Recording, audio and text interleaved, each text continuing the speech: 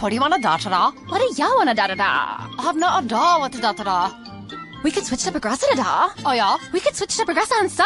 Okay. We could sa and have to buy some za. Oh, yeah. Let's switch to progressive to da and get some za with the money we saw. Yeah. Now we know we're gonna da-da-da. These days, nothing is normal and everything is weird. But you could still save big when you switch to Progressive. It might just be the most normal thing you da-to-da. Quote to da at progressive.com. Progressive Casualty Insurance Company and Affiliates. The sweet aromas of the apple fritter, cinnamon roll, and blueberry muffin are hard to resist. So making it home without reaching in your McDonald's bag is no easy task. But nothing worth doing is easy. Ba-da-ba-ba-ba. At participating McDonald's. Thank you for visiting ChristopherMedia.net. Christopher Media. Let's make some noise. From Asthma Core Studios near Detroit, Michigan. It's unregimented. Gangsters, what's up, guys? And now, here are your hosts. Welcome to Unregimented, episode 199. I'm Chris. I'm Aaron. And I'm Rich. I'm glad we got that out of the way. You know, we missed that one last time. Yeah. Sometimes we space. We're just so anxious to get into the conversation. So many conversations to get into. Well, where do we start? Because since we've talked last time, Steve Bannon has been fired / quit. Blown out. Yeah. Can't fire me. Fuck this place. I'm out of here. Which leaves some questions. Well, to lay the ground, I mean, we talked about off air the article. I know, well, at least you and I did, Chris, the article that Steve Bannon, the interview that Steve Bannon claimed was off the record, which I don't know how you own Breitbart and not understand how to talk to reporters, but clearly just a bag of money or a bag of other things. From what I understand of the timeline on this, he knew a week prior that he was going to be out, and the optics, I believe, this is me theorizing on this, the optics of kicking Steve Bannon out of the White House at the same time that they were dealing with the Charlottesville nonsense just didn't look good, and they wanted to wait a week so that they could not make it look like it was an association. Like, hey, I know you didn't like the president's response to Charlottesville, but here's your consolation prize. We're going to fire Steve Bannon, who we all know is racist, right? Sure. Why the fuck not?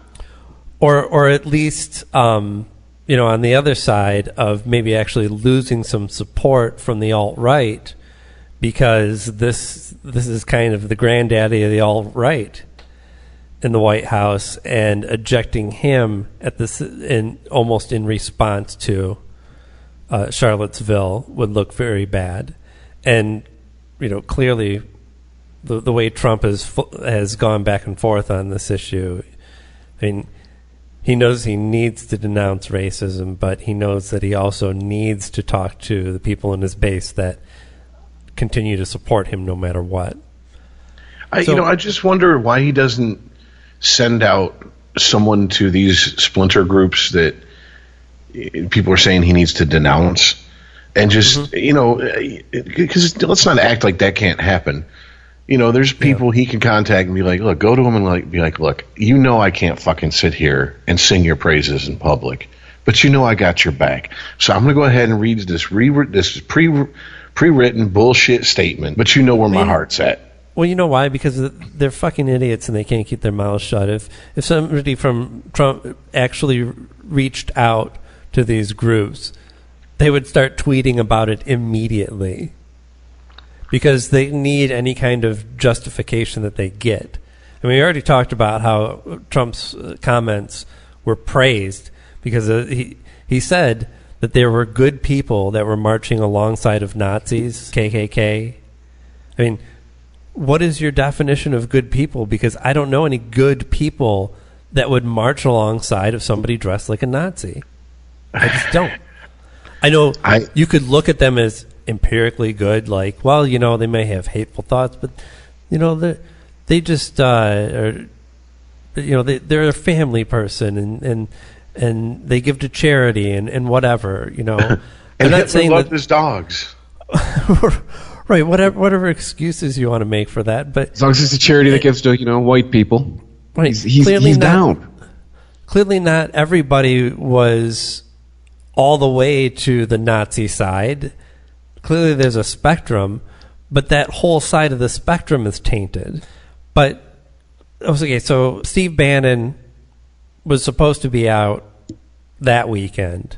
They had to give it another week to let the ship blow over and make it look like it's non-associated. But in the meantime, gives the interview where he really spoke his mind about a lot of Trump's policies.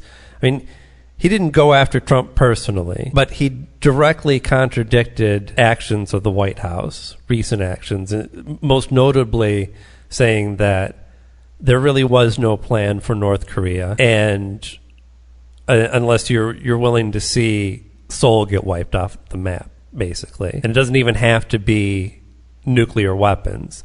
They have enough forces to just march over the border real quick and take over that city. So now that Bannon's out of the office, and Trump has, by the way, tweeted about him in praise, which is that's a really rare thing for him. I couldn't think of another example of somebody leaving the White House to praise. Now, he's said your general niceties about somebody when they leave in a conciliatory fashion, like Sean Spicer. He didn't slag Sean Spicer after he left, but Sean Spicer is just a tool. The people that he butts heads with enough in the White House that they need to go, he's pretty talkative about his opinions. So it was interesting that he didn't call out Steve Bannon for any of the number of things that he could have taken issue with in this article. And Steve Bannon, outside of the White House, is now saying that he's ready to go to war. Kind of vague, with an understanding that he was going to go to war with the same agenda, which a lot of it still does line up with the White House. Did you say kind of vague? Kind of vague, yes. I mean, I'm sorry. I thought you said that for a minute. I thought you were like, it's kind of vague. Vague. I was like, where'd that accent come from? Fucking vague. But okay. I got you. Sorry. It's just I was like, did you slip into an accent I didn't know you could do?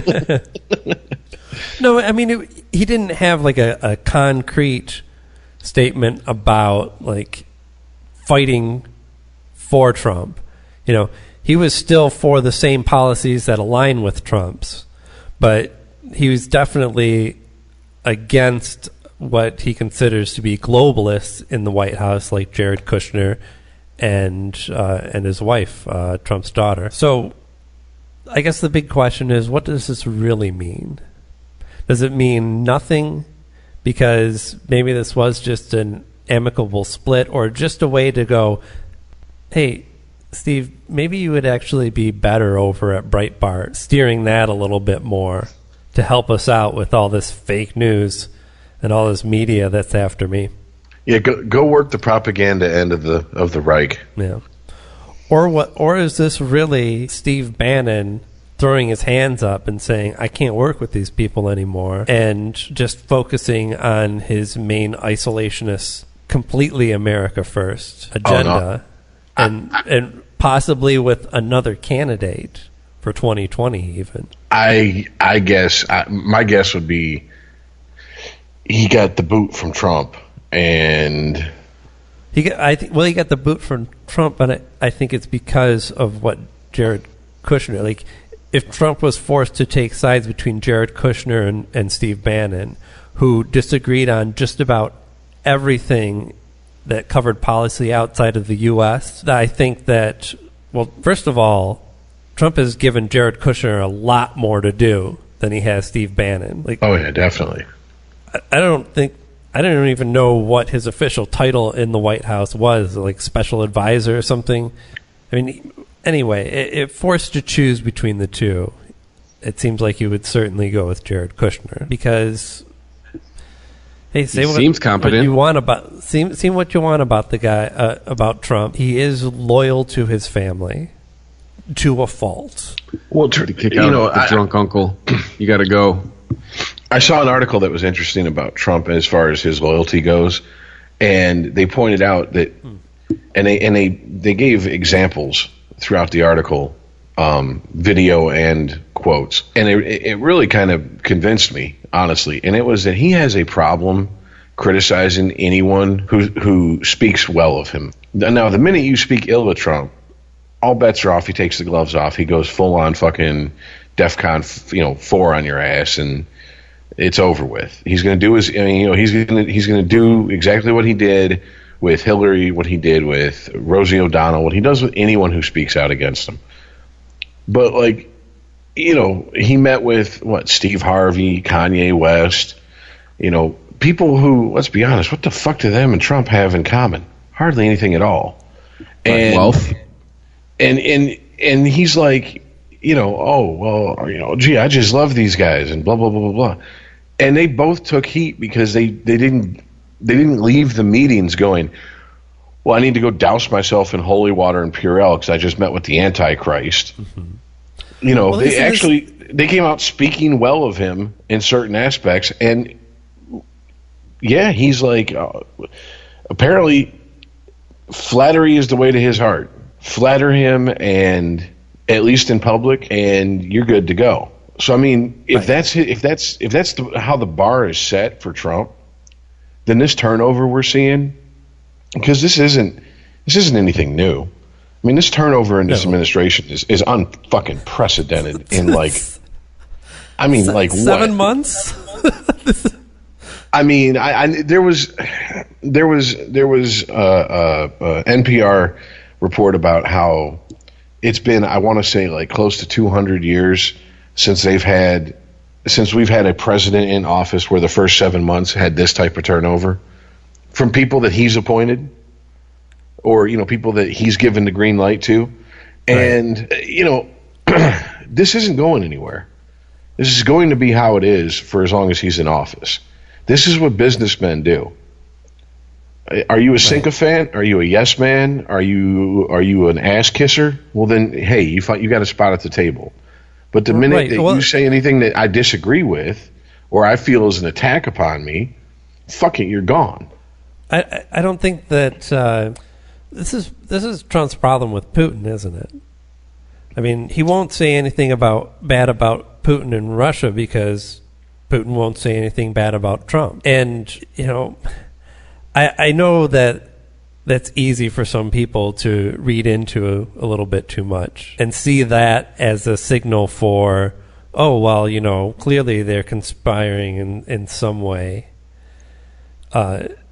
That's where your collusion is. Look at how buddy-buddy these guys are. And, memes about Trump being Putin's bitch are funny, no doubt.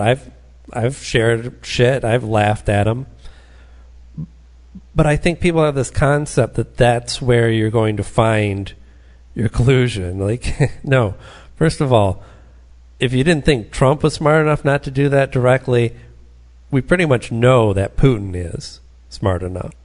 Now, there's not going to be some secret photo of those two together or a taped conversation of them calling each other on direct lines talking about how they're going to rig this election. But a canceled check isn't going to show up, made out to Donnie from Vladdy. Right. Putin is nice to Trump because he knows that he can easily, basically manipulate this guy to be on his side just by complimenting him. Putin is smart enough to see Trump for who he is. More so, certainly, than anybody who voted for him, I believe. Well, I don't buy that there's anything more to who Trump shows the door and who Trump continues to let sit at his table more than whether you flatter him or you have the balls to look him in the face and say, no, you're wrong, and disagree with him. Mm-hmm. I think people, this is a mistake I think we're making with Trump in the media, especially the media that doesn't care for Trump, is they assign him way too much credit. This is not a complicated man. This is a narcissist. This is probably a borderline fucking sociopath. I mean, he's definitely flirting with that line. It's not hard to see that it's very simple. It's like people go, oh, he's racist. I don't truly believe he's racist. I don't think he cares about race as long as he can use you. He only sees useful idiots and enemies. And if you're a useful idiot, I don't think it matters if you're a woman, if you're black, if you're gay, whatever the fuck. Well, and I mean, it's no more complicated than that. But they keep trying to like pin to him like this mastermind. Ooh, he's an evil genius, and Trump's not in the corner going right about anything. Yeah. But it's kind of like saying that Hitler was racist. Like, it may or may not have been true. He knew how to manipulate a large group of racists to do his bidding, and he was able to use people's own fears to make up an enemy. I mean, I guess if you want to find, I'm not. This is this is a valid Trump Hitler comparison that I will stick by. The ability to it's worse than being racist. You know, it's not about Trump not caring about any other race than white people. It's about understanding what a group of racists want and using that to manipulate them to also get what you want ultimately. So that's kind of worse than just being a racist as a single person. I don't know what you call that. I would go so far as to say he's indifferent about racism. Mm-hmm. If he can use it to his advantage, he will. If he can't, he doesn't care one way or the other. It doesn't matter to him. That's the thing. He only cares about what he can use to his advantage. If he can't use you, and he can't make anything off of your back, then you're not necessarily an enemy, but you're useless to him. And if you dare speak against him, well, then we all know what happens then. Right. And to clarify, this isn't, I'm not saying like simply people who voted for Trump are racist and they are the problem. What I'm saying is that there is a group of racists that are Trump supporters that he will not denounce because he needs that group. He needs that support right now. Oh, definitely. Because his support is dwindling. A lot of people voted for Trump knowing that it was going to be a clusterfuck, and that's exactly what they wanted. They just want to see the whole system come tumbling down. And they were hoping that he would be that much of a destructive force that it would just, 4 years of Trump would just destroy the base that this country is built on to where we have no choice but to try to rebuild our government from the ground up.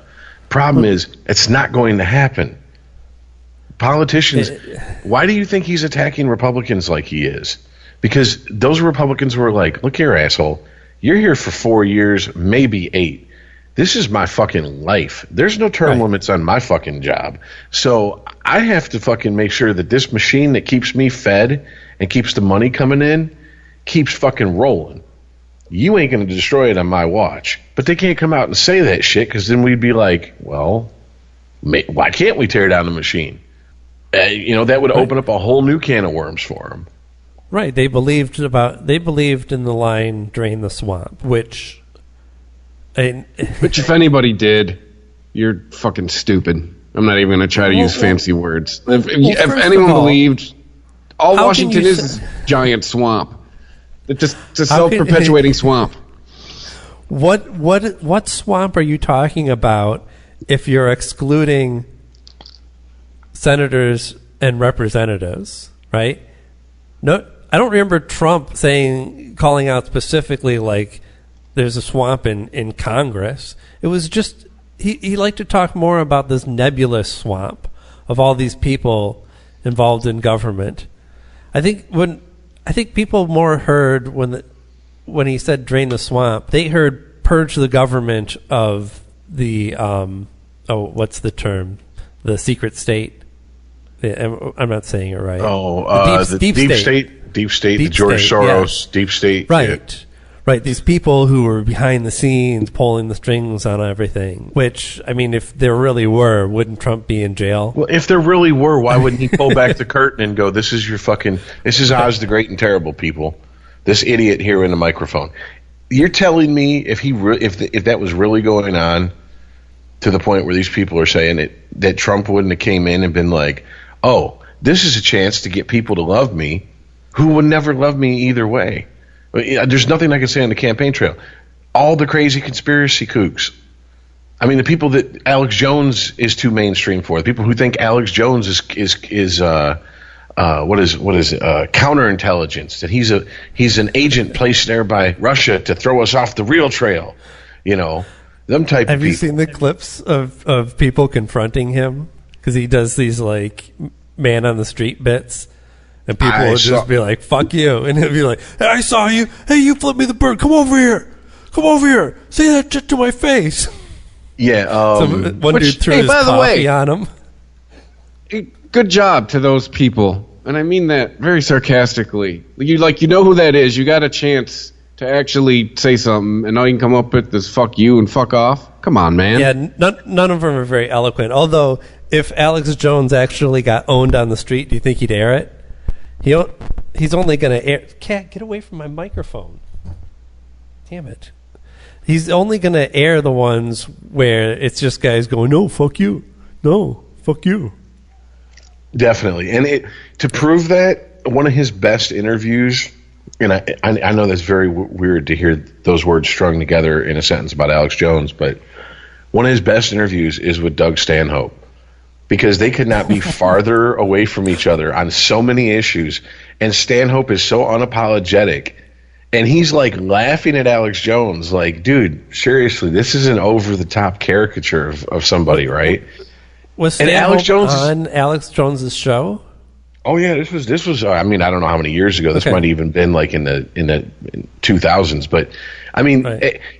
Alex Jones at one point is just like, you're very wicked and you're very wicked and you're very evil and I can't believe you support abortion and blah blah blah. And he's like, and Stanhope's like, to a point, I support eugenics. There's a lot of dumb people on this planet. Maybe we need to start fucking just making sure we breed intelligent people and just weed out the dumb folks. And Alex Jones, let's I can't face it, believe you said that. Blah blah blah blah blah. Yeah, if you've ever said stupid people shouldn't breed, you're in favor of eugenics. Also, if you think that, labradoodles are cool, you're also in favor of eugenics. But yeah, it's so fucking surreal. And I have a hard time sitting through Alex Jones' unedited interviews because he jumps in. He is like the worst person to be locked in a bathroom at 3 a.m. doing coke with, because he just jumps from fucking subject to subject to subject. You cannot keep up, man. And Stanhope is obviously in an altered state during this interview, so he's just fucking going with it, and it's fucking hilarious. And I mean, it worked for once. It worked. Someone was able to match Alex Jones and his short attention span theater bullshit. You know what I'm saying? And just he goes, oh, you want to jump to this? Okay. Yeah, I support abortion. Abortion's green. Hey, Alex, abortion's green. So's homosexual sex and anal sex. That's just evil, Doug. I don't know how you could say that.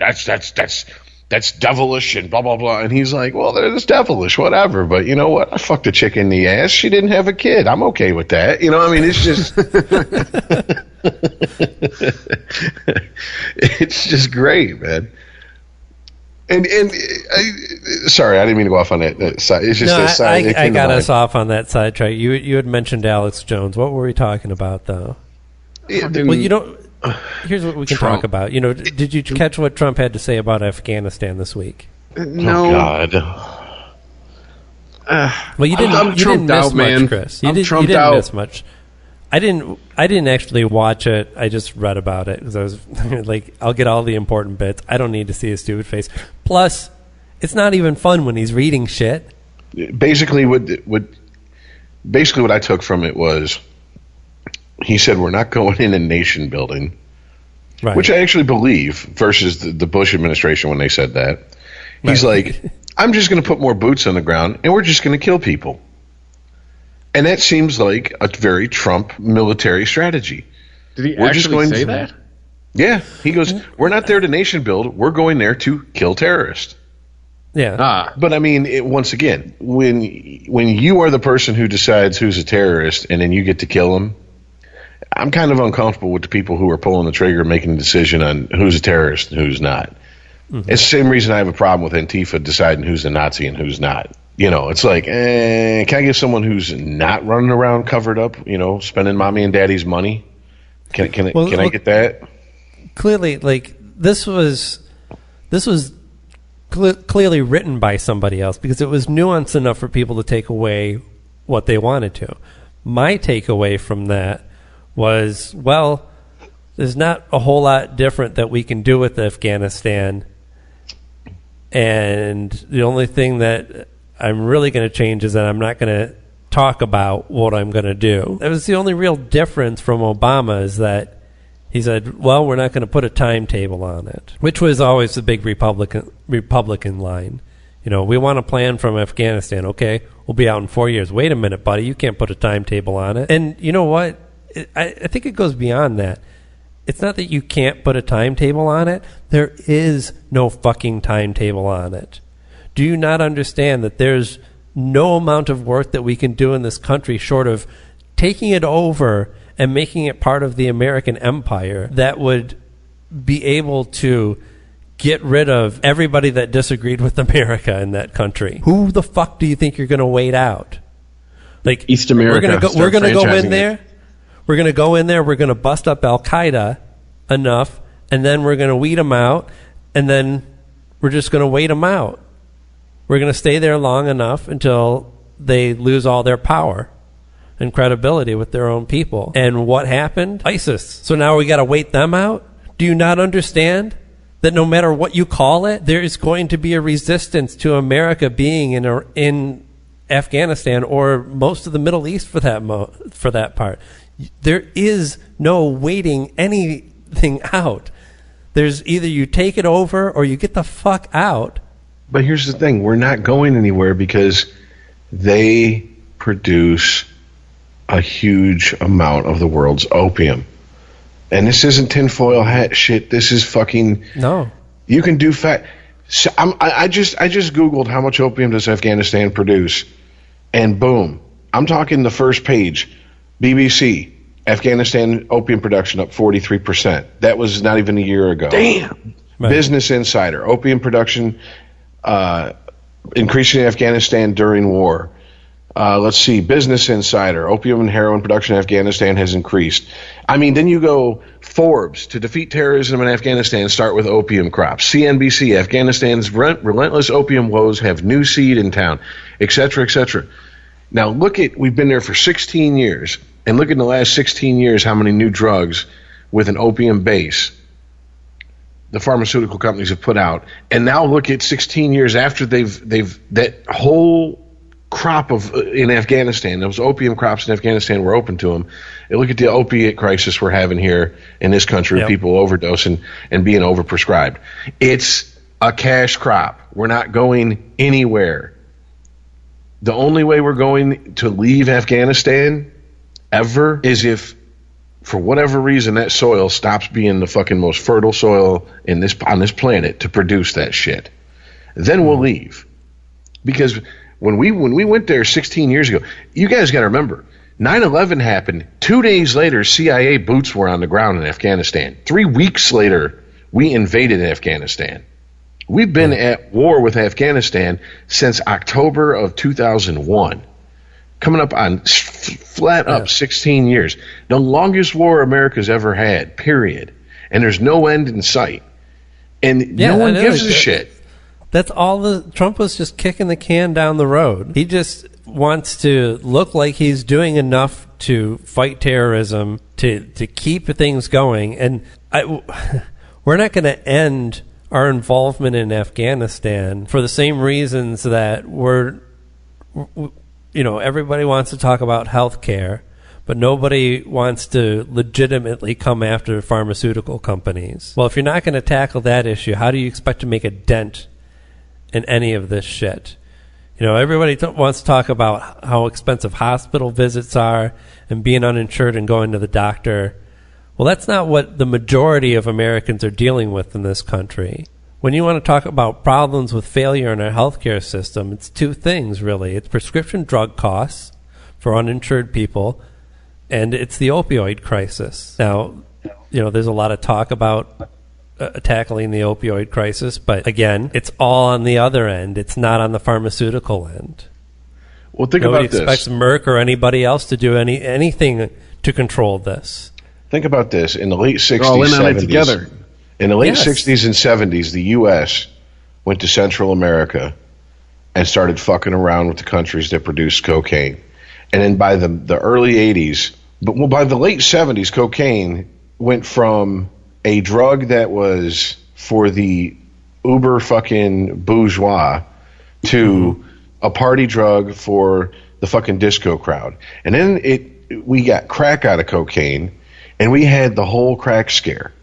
Now, I don't know how you can look at that and then look at the fact that we've been in Afghanistan for 16 years, and they've just legitimized opium. They've taken it and turned it into pharmaceuticals. But also the problem is that heroin is coming in huge amount of quantities from there, and heroin on the street is cheaper than buying fucking drugs, prescription drugs at street prices. So now we have... That's the next level. I mean, your doctor cuts you off. You got to go to the black market. And maybe they have the pills that you like, or maybe they just got heroin. Oh, you'll like it. Don't worry about it. I mean, literally, out of all the Can't people we just call it the market, Aaron? Out of all the people I know who've been heroin addicts, maybe 2 or 3 stuck a spike in their arm before they ever fucking got strung out on prescription pills. Everybody else, it went the way you just said. They had an injury, or they had something that when they went to the doctor, they were prescribed it. The doctor cut them off cold turkey. They started buying it on the street at street prices. And eventually someone said, hey, stupid, you're going broke trying to do this shit. Just get some fucking heroin. It's cheaper. Yeah. Now the problem is they're cutting heroin with fentanyl and every other fucking thing they can, and people are falling out left and right. And of course, we didn't learn anything from the fucking crack epidemic and the cocaine epidemic of the 70s and 80s, because you have all the usual suspects saying, oh, if you overdose now, well, they should throw you in jail if you don't die. Oh, there we go. That's the solution. Let's take people who, through pure fuckery of their situation, ended up being a fucking junkie, someone who'd have probably never touched fucking street heroin, never touched skag in the first fucking place, period, and let's throw them in with a bunch of lifers and watch them come out and be better criminals. And also, we've taken away any hope for any future they have to not be a criminal almost 100% by throwing them in prison, because that works so well for us, doesn't it? Well, that's our attitude. You see somebody teetering on the edge of society, you push them off to the other side. Like, well, obviously you don't want to be part of what we're doing here, so fuck off. I mean, think about it. We don't rise up to take care of problems much anymore. We rise up to exploit problems. Hey, we have a prison population that's exploding due to the war on drugs.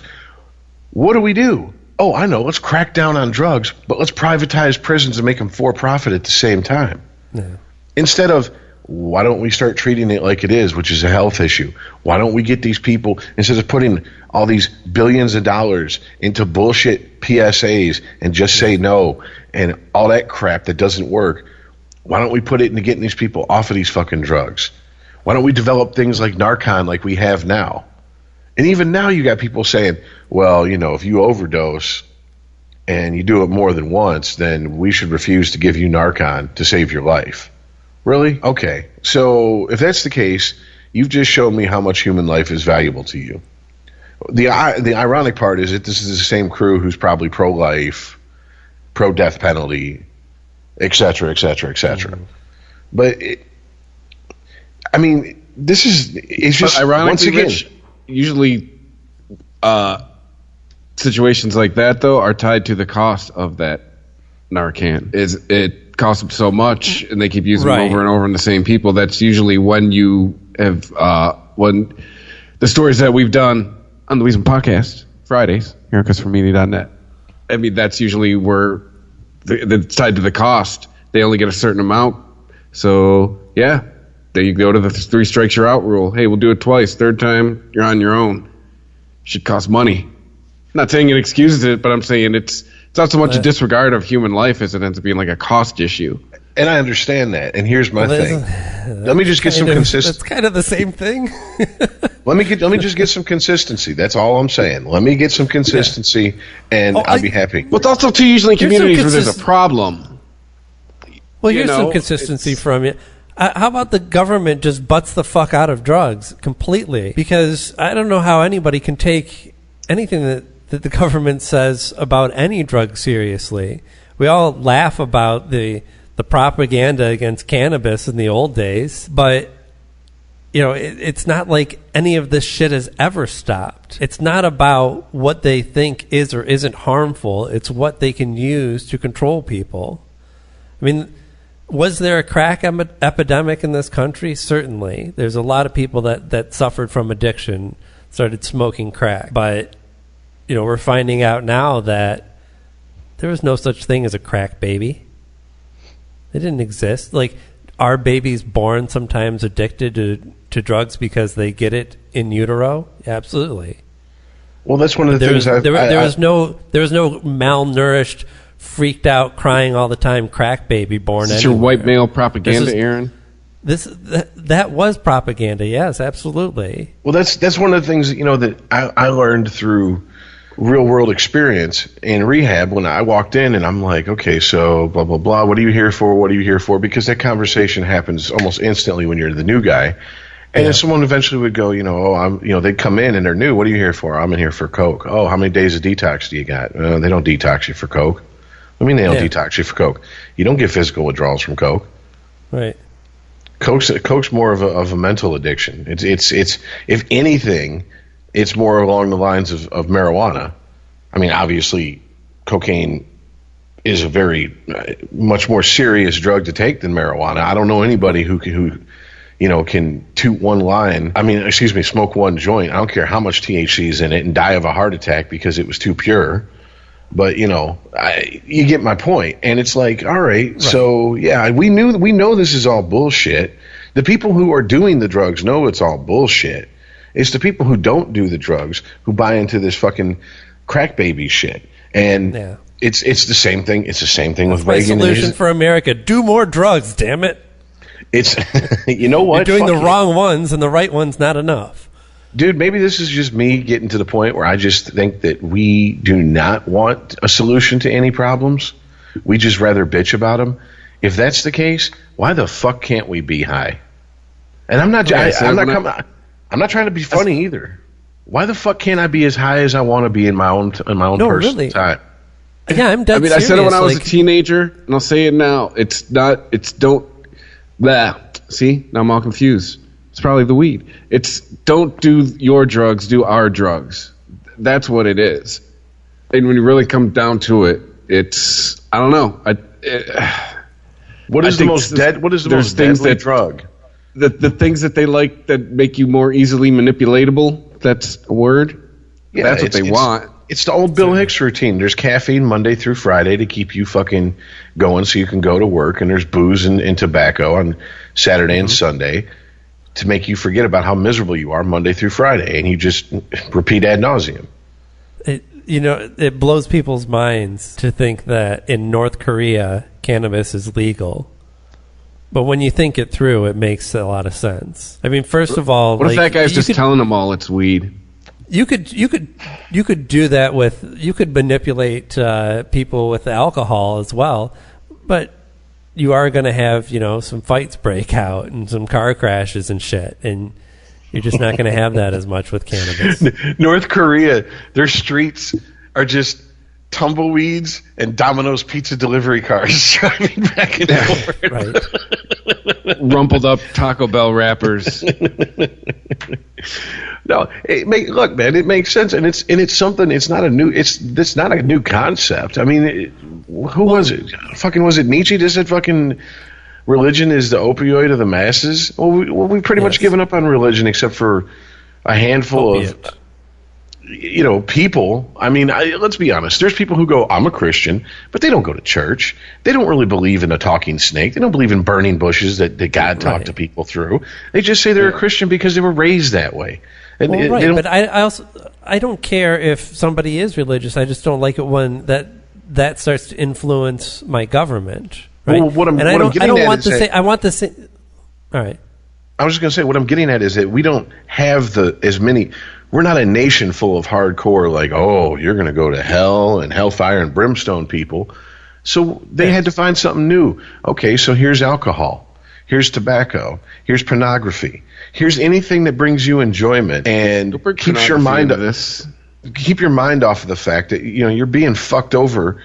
But we have to control it because life. It's dangerous. We have to limit your exposure to this because you can't leave be trusted porno out of this.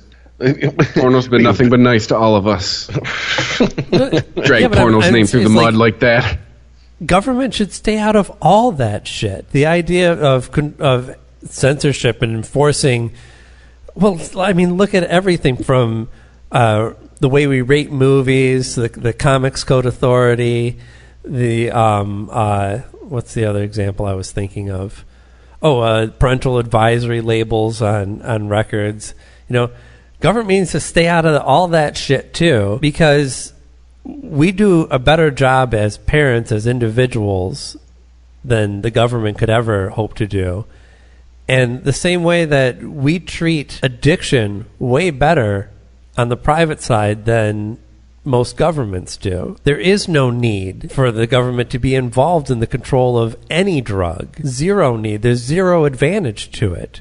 It certainly doesn't limit the flow of harmful drugs. We haven't seen any proof of that. No, and even how many when times they manage to put a high-level criminal behind bars, there's somebody immediately to take that person's place. How many times have we learned this lesson in life that the more you tell people don't do something, that there is just a large segment of human beings who are going to go, wait a minute, don't tell me what I can and can't do. It was Trump. He said, don't stare at the sun. And he was like, fuck you.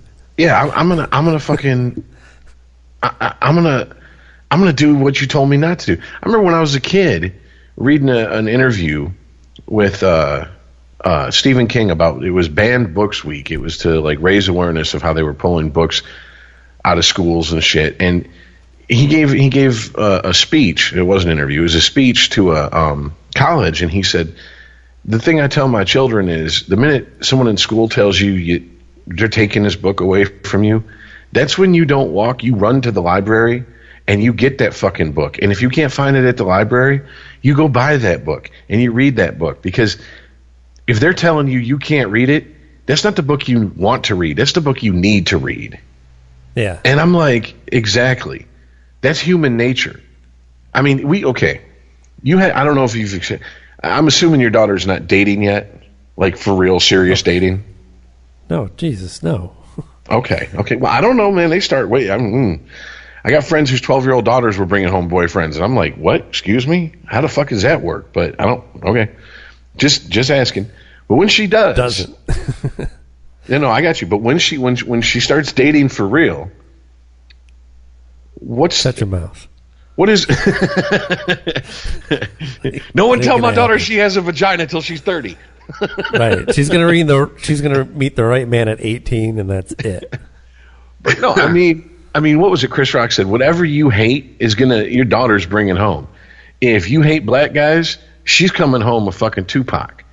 If you hate Mexican guys, she's coming home with Livin' La Vida Loca. All right, it's just human nature. When we're told something's forbidden, we seek it out and we want to find out for ourselves. Yeah. Aaron, she's coming home with a Republican. You ready for that? Christ. Okay, but you have to prepare yourself that she might come home with that. What's her name? Tommy Lahren.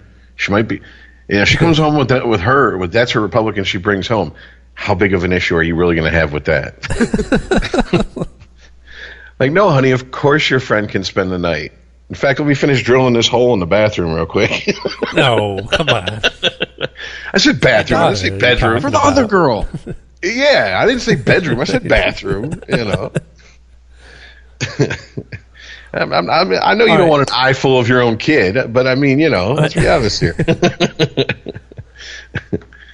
All right, now we've got real weird. So, hey, man, my daughter brought home Jennifer Connelly. I'm going to be like, well, there's two people in this house that want to fuck your girlfriend now, so it's fair enough. Let's get back on track then, because the latest the speech from Trump was his rally. You know, I don't know if you guys know this, but he's definitely running again in 2020. Yeah, actually he's already started campaigning. That's his favorite thing to do. So here's what's interesting about this. You know, he talks about the funding of the wall and his willingness to actually shut down the government in order to accomplish getting funding for this wall. Oh my God. You know, I guess with the understood belief that Mexico is still going to pay for this eventually, even though we've seen zero proof of how that would happen. I mean, you're going to get Mexico to cooperate with you, and you're going to tear up NAFTA. Yeah, good luck, buddy. So Trump's going to get an Amazon link, and he's going to get Mexico to click through it. Just get every citizen to click through. He also tweeted about this. In the same tweet, managed to call Democrats obstructionists and threaten to shut down the government if he didn't get his way. God, dude, this is why I don't care anymore. That's why I don't care. You used the word obstructionist in your tweet. How did you not see? That's why I don't care anymore. He just says crazy, ludicrous shit that will never come to fruition. Everybody freaks out about it, and then the cycle repeats itself. It's... You know, I'm with you. I'm with you. I'm with you, Chris. Here's my issue. It's not that people. It's that people flip out at what he says, and then those people go flip out, and then other people flip out, and they end up meeting in the streets, beating the shit out of each other. That's where I start to care, and I guess I should learn not to. I don't flip out about what he says anymore because he's like the drunk uncle at fucking Thanksgiving. He says anything. I got a friend like that who. Hey man, I'm gonna move. Yeah, I'm gonna help you. No, you ain't. Just don't even say nothing, dude. But he can't help himself. We knew he was an asshole. Like, I just don't get where all of this outrage and surprise comes. That he's an asshole. We knew this. Like, I don't know. Maybe I'm just that's why I said fatigued. My problem isn't with what he says. My problem is with the reaction of people to what he says, because that's where the hysteria and the nonsense starts, and then it just builds and builds and builds. Because I mean, this whole thing with the fucking the goddamn Charlottesville march, if you had not looked at the numbers, you would think that we have a country that is half Nazis. You would think that half of 370 million people are Nazis, and we're in Charlottesville. Look at that. Look at the person next to you. That person may be a Nazi. 600 people to 1,200 people was their estimation. Are you serious? This is oh my God, this is what we need to flip out about? Really? 1,200 people? Yeah. 1,200 people is like, that's not even the student section at the big house of U of M. All right? Who the fuck gives a shit about 1,200 people? Shut the fuck up and go fucking jerk off to your Nazi tapes in American History X. What do you want? Well, that was interesting though. So we saw Charlottesville, then we saw Boston, where there was very little violence. What? 20 Nazis showed up, and the well, if it was on a Sunday, they all had a fantasy football draft. The ratio grew even greater at Boston, and I also didn't see a lot of people showing up with weapons as well. And then we have Trump's campaign rally that he held in Arizona. and he spoke to a big crowd. I don't know if this is true or not, but I did see reports, let's call them rumors, that there were Craigslist ads to pay people to show up to this event. But he drew a crowd all the same. Actually, Laura Ingraham had a photo of some like sporting thing, like some team at some point somewhere won a championship of some sort, and people were just everywhere in the street, and shared that photo saying, these are all the people that are waiting to get into the Trump event. You know, this is how crowded it is in there. When actually we know from photographic evidence that we know was from the day of the rally that there was just as large, if not larger, group of people peacefully protesting outside. Now, so we have, just for a little comparison, so again, Charlottesville, where we had violence break out, we had a young girl lose her life. We have Boston, where very, very little violence, and actually none that you could tie directly to the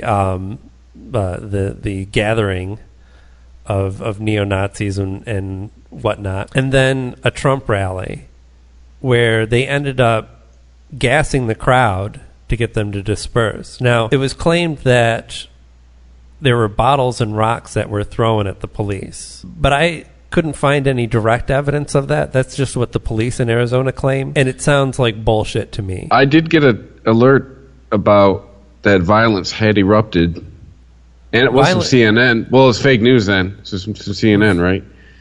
Right. No, violence had erupted after they started tear gassing the crowd. The police claim that there was bottles and rocks thrown at them, and that's what caused them to tear gas the crowd. But not one witness that was not police at that protest rally saw anybody throw anything. And it seems odd that, I mean, sure, you can get one nut in any group of people that might chuck something out of anger.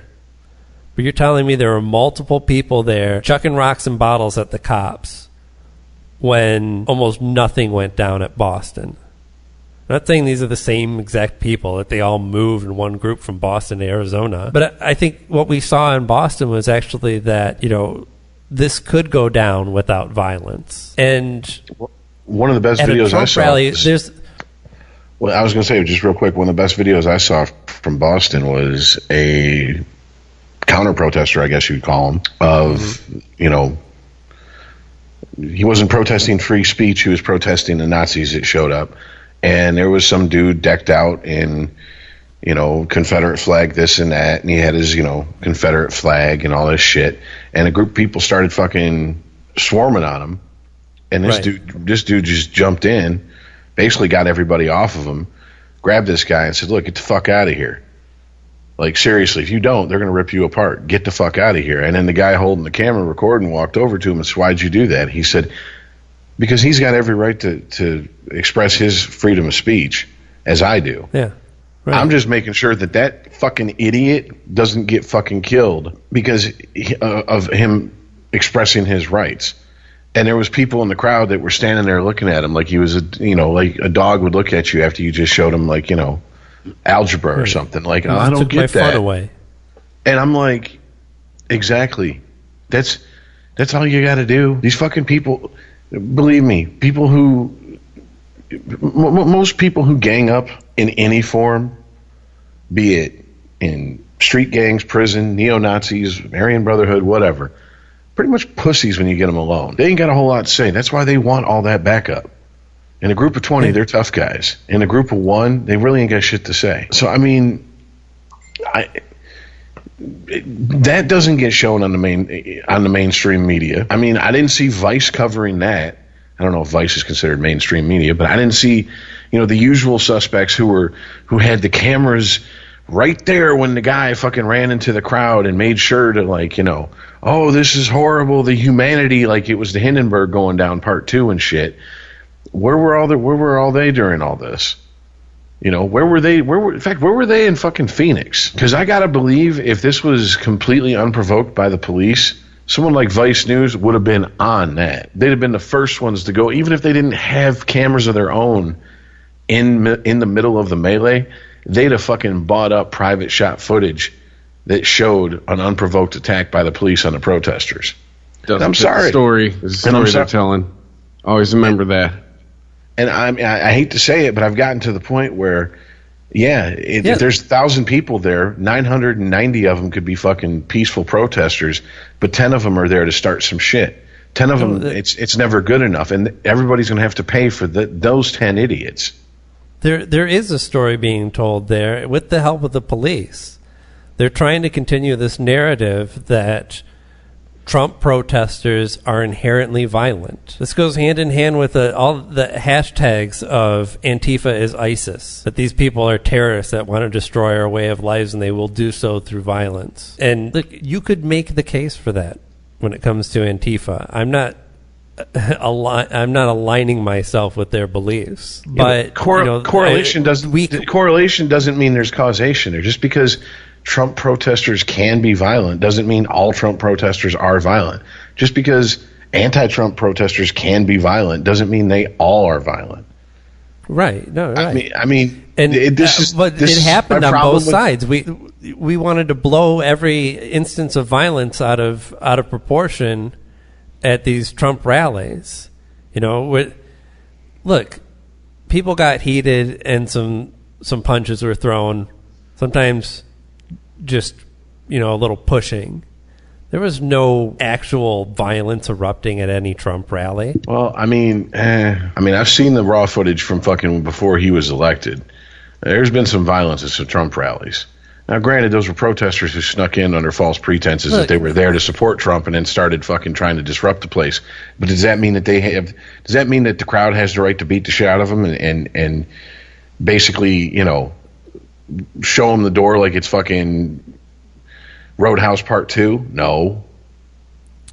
But I mean, but I've seen some fights break out at a Beastie Boys concert. But does that mean that all Beastie Boys fans are violent and that I won't go to another concert? No, but it's not an either or. It's not an either or situation. Right? No, I know it isn't. I mean, that's the thing. Just because there is violence at one doesn't mean there's going to be violence at another. And all I'm trying to illustrate is that the tactics that they're using is basically highlighting violent people, labeling them as Antifa, and then painting all Trump protesters as Antifa, right, is the same exact thing as highlighting violent behavior from Trump supporters, labeling them as alt-right, and then identifying all Trump supporters as alt-right. Neither of those things are true. And I'm not saying I'm in support of either one. I'm just kind of calling it out. Like this idea that the reason why the police wanted this crowd to disperse is because they thought they were probably just too big to handle. And maybe the police in Arizona are Trump supporters. It's a Republican state predominantly, and I wouldn't doubt it. I mean, if we're I don't buy this shit that enough people were causing shit or throwing bottles that they had to use some tear gas. And I know it's the official report from the police, so that's what's in the news. But point to me an eyewitness, a credible eyewitness, that will show me that these Trump protesters got violent. They weren't protesting racist and alt-right. They were protesting Trump. Here's the problem. Antifa, they cover themselves up, and they have an unofficial official uniform, if you will. What do they call it? They get what do they call it? Blacked out, blacked up, something like that. All black, cover their face, etc., etc. Murdered out? I guess, I don't know. Whatever they call it is their unofficial but really official uniform when they gather at these things and to start shit. And it's to completely try to make everybody look it's the Reservoir Dogs theory. Dress everyone in a fucking suit with a white shirt and a skinny tie, and everyone looks alike, and no one can tell you who's who. Yeah. So show me a good movement that started out with a dress code. Make sure you have your safe search on if you're going to Google the phrase blacked. Just putting that out there, everybody. Remember, you're only 2 clicks away from black cock on the internet. But no, so I don't buy that it was Antifa fucking starting this shit. It could just very simply just be people who were there protesting Trump, who got too worked up in the mob mentality, did something stupid. And if we're going by pure reputation of the police in Arizona, they aren't exactly known as the most tolerant bunch, right? They got a sheriff down there who they threw in prison because that motherfucker was violating basic human rights to the point where if it was international, he would be tried as a war criminal, okay? But it wasn't. It was just in Arizona, so they threw his ass in prison, right? There's a whole bunch of unreliable narrators in this story as far as I'm concerned. I think most people were there, just like you said, for a peaceful protest. Some people got caught up in the moment, did some stupid shit. Cops overreacted because they said, well, we're not having Charlottesville Part 2. Because what is one of the things that has been leveled at the cops constantly since the shit in Charlottesville? They didn't do enough to stop the shit. And Arizona cops, we're talking about Arizona, the last state in this fucking country to acknowledge Martin Luther King Day. Yeah. The first state in this country to okay private citizens with fucking rifles and handguns to go shoot people coming across the border illegally and called them the Minutemen. Right? Arizona is not exactly. I've lived there. It's a different type of mindset out there, man. It really is. They take that Wild West shit to heart a lot more than they should. So, yeah. Arizona, the West's Florida. Yeah, they're the only ones that aren't on daylight savings time in this country because they got to be different. The party on Martin Luther King Day. So I agree with you, Aaron. I agree with you. Don't you think that we would have seen some footage of that? Yes, that's what I said. Don't you think that somebody would have posted somewhere a smoke-free crowd chucking rocks and bottles and then being bombarded? Like, did somebody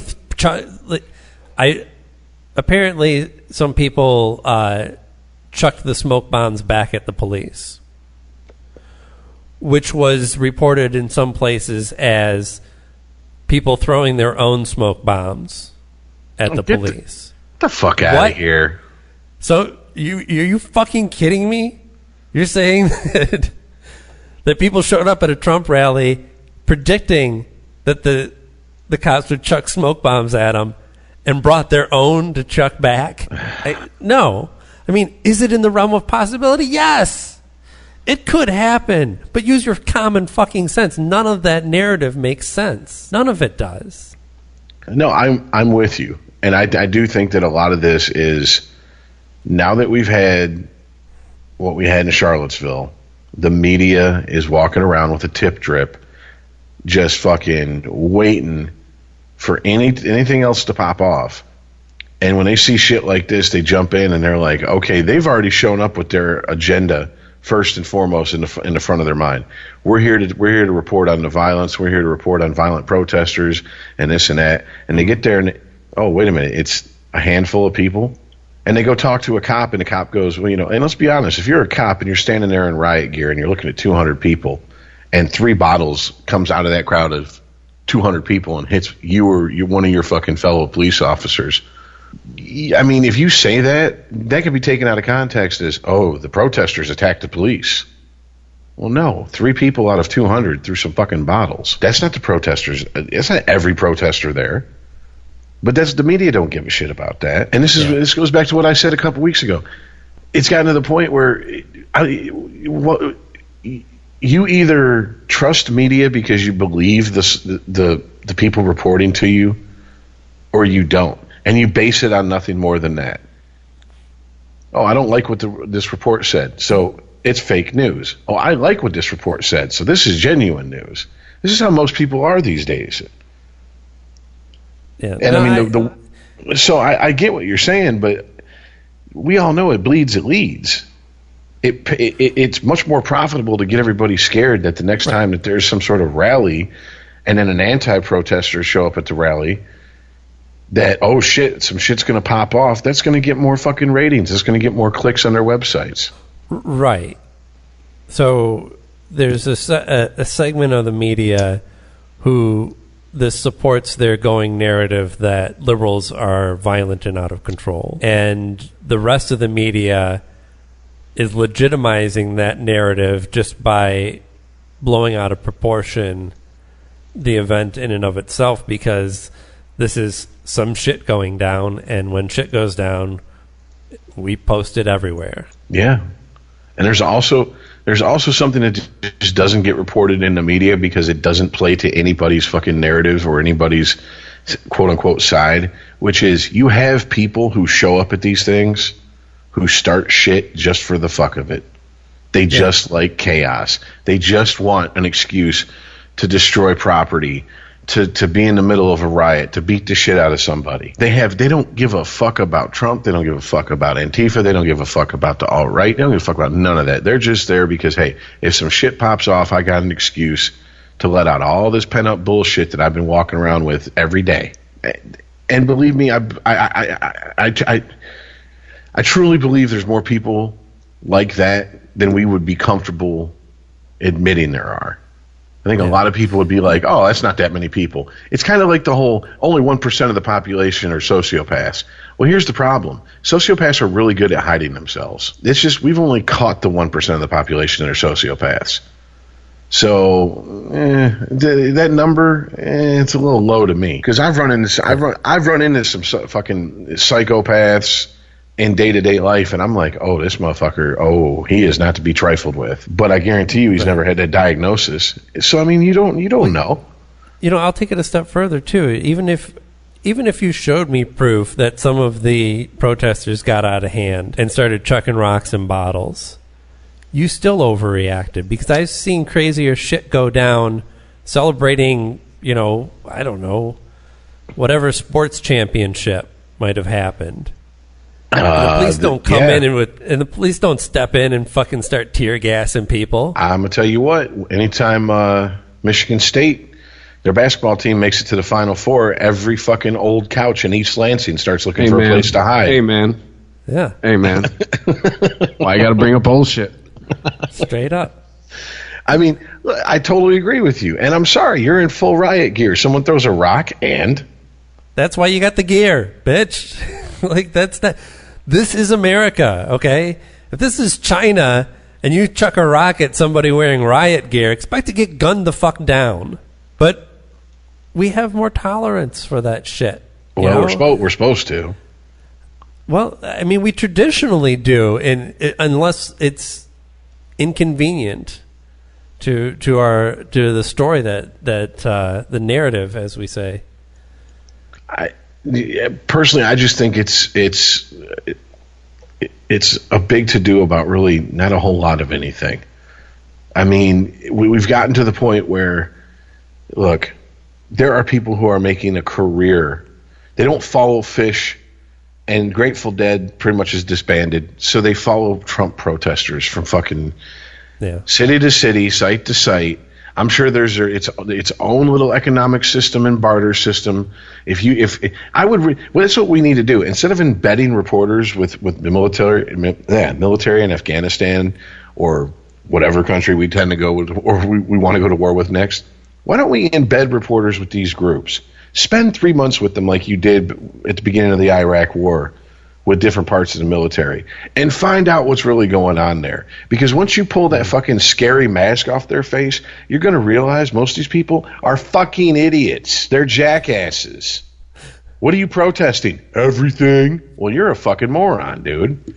I'm scared of that. Well, I think part of the problem with this is that when the media wanted to paint Trump supporters as being violent, there are a lot of other non-violent Trump supporters, and even Trump himself, that were unwilling to denounce them because they said, well, I don't agree with their tactics, but hey, they're not wrong, And now we're kind of doing the same thing with Antifa, aren't we? Hey, I don't know. I wouldn't go out with a stick and a mask on and try and beat a Nazi, but hey, you can't argue with beating Nazis, right? Yeah, you can actually. You should argue with beating people in general. If that neo-Nazi is charging your house, then yeah, I'd fully support you grabbing whatever weaponry you can and defending yourself. Goddamn right. And if it happens in Michigan, try to get me on a jury. You'll walk. Right. I won't vote to convict. You'll walk. Trust me. Right. So it's the left's unwillingness to denounce the violent people involved in it, Antifa, that lends to the right's narrative of the violent left. Well, it goes back to what we talked about last week. There's only two sides. It's either or. There's a fucking march coming up. I can't believe I'm bringing this up, but it just happens to coincide with the Trump supporter march in Washington. It's the Million Juggalo March or whatever the fuck. If you don't know what juggalos are, wow. If you don't know what juggalos are, they're very hardcore ICP fans. They're kind of like the KISS Army. Is the average median income going to be there like $25K? They're like the KISS Army, but smellier and fatter. And people are, posting these mock like fight posters, like juggalos versus Nazis. This Sunday, and all this shit. And people are going, why are you making me side with juggalos? I hate you for making me side with juggalos. Why the fuck do you got to pick a side? Look, you hate Nazis? Uh-huh. Do you hate juggalos? Uh-huh. Why don't you just hope they kill each other off then? Why do we have to pick a side? I don't have to pick a side. I'm sorry. Antifa, I don't, there's no, would you join Antifa? Wow. What, if they were the last resistance against what? Someone coming in my home and trying to kill me? I guess at that point, the enemy of my enemy is my friend at that point. But is this the fucking Handmaid's Tale? Like, I'll pick Antifa then. So wait, listen, this opportunity, this weekend, we have two huge opportunities to improve ourselves as a species. with the McGregor-Mayweather fight and with Bill Burr, we could just turn Buffalo Wild Wings into gas chambers this weekend. And then you got juggalos and Nazis getting together. I mean, we could come out of this weekend like, things could be looking up. We seize these opportunities. We could raise the median IQ by 20 points. I'm not anti-juggalo, honestly. The music's shitty. It's ridiculous. But I got friends that are juggalos. I mean, they have the Hatchet Man tattoos and shit. And they're fucking harmless. They just want to listen to ICP, go to a show, spray Faygo on each other. In the grand scheme of things, they're not a gang. They're not a fucking they're not violent people. I mean, overall, sure, you're going to have an occasional psychopath actually wearing a Psychopathic Records shirt, but yeah, I mean. And honestly, one of the best quotes... It's not part of the culture. Violence is not built into the culture outside of their fantasy of like chopping people up and same bullshit fantasy that most rap is. And on top of that, they had a documentary on juggalos that produced one of the best quotes I've ever heard from any documentary ever. They went up to this big... I mean, he must have been like 500 pounds, about 5'2". And they said, so... what is your ultimate dream as a juggalo? And he said, I want to get me a skinny bitch because I cook really good. And I'll get that bitch fat. and then we can both lose weight together and spend the rest of our lives together.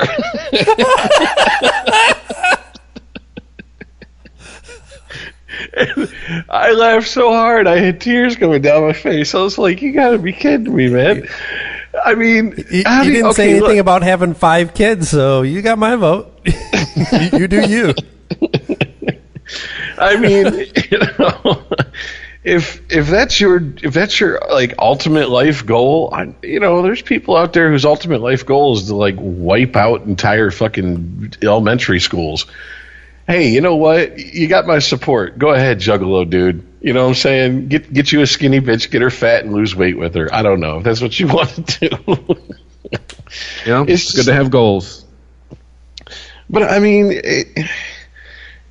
for people to be like, why do I have to be on the side of the juggalos? Wait, no, you don't. When did we? When did someone stick a side in everything? When did someone stick a gun to our head and said we have to choose a side no matter what?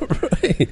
Like what? What what if in the rally in Boston, nobody showed up except for KKK and neo-Nazis, and then they had an argument because they couldn't agree on certain things?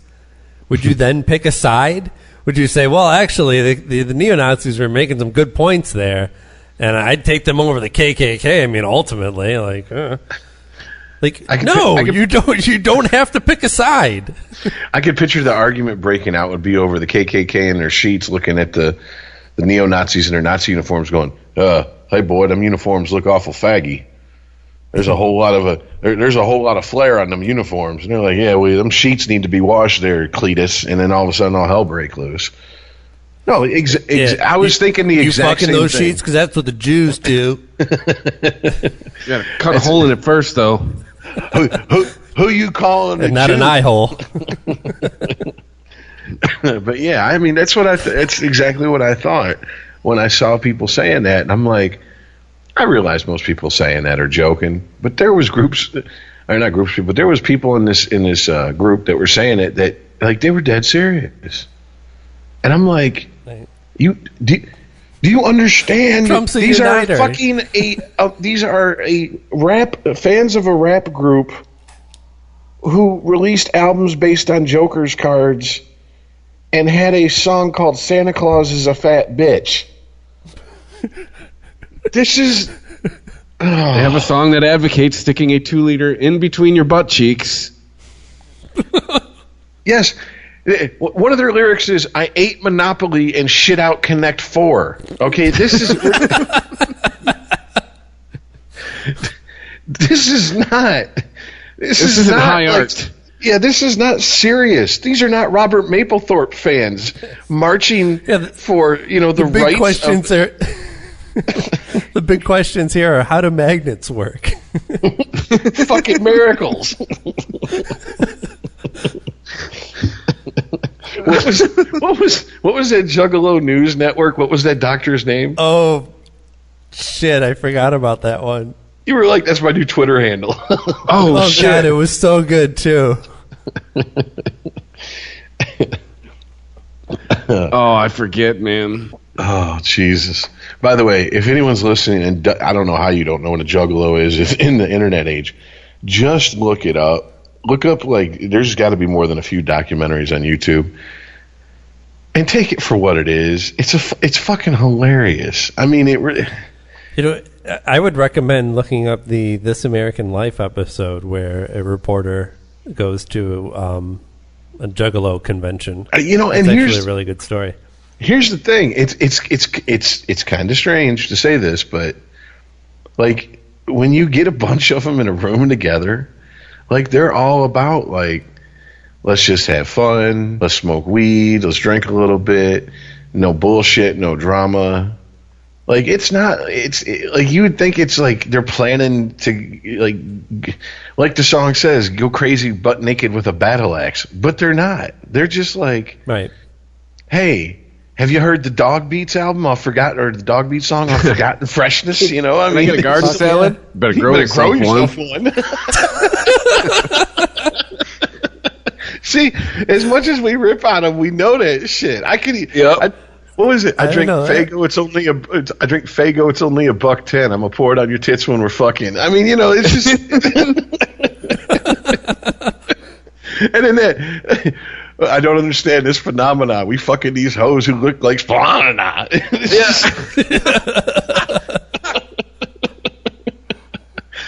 I mean, this shit is funny, man. I mean, it's to me, it's like Guar. Who the fuck watches Guar and is those are serious scum dogs from another planet here to kill us? No, it's a Aaron, fucking I totally show. forgot we were in a band that covered an ICP song. Bugs on totally. Your Nugs. Bugs on Your Nugs. And I loved playing that song. It was so much fun. I'm like, let's do the ICP one. No, but it is totally like Guar. I had a friend in high school who was just big football player dude, but he was the weird one because he was Guar was his favorite band, and he was ultimately the biggest teddy bear. He wasn't some crazy violent guy. Oh.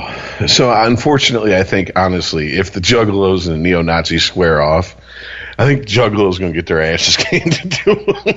I think the neo-Nazis are probably a little bit more prepared. No, I think most of the neo-Nazis will just be like, "Stay away from them, man. Something ain't right with those people." Yeah, they won't want to fuck with them, and they won't give any Juggalo. I don't see. Well, because one of the I think maybe Violent J. It's weird saying his name's Violent J, but he's really not a violent guy. but he said in a tweet or something that I got the lyric. I'm Violent J and I ain't no bitch. I'm always quick to tell you when my nuts itch. It's just like,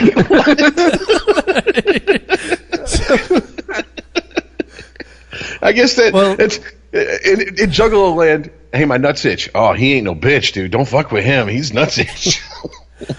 Right? They didn't say that we're gonna definitely go out and kick some Nazi ass. They're just like, if the Nazis want to bring some, we got some for them. We got some of that bullshit cotton candy Faygo no one likes. We'll spray that all over him.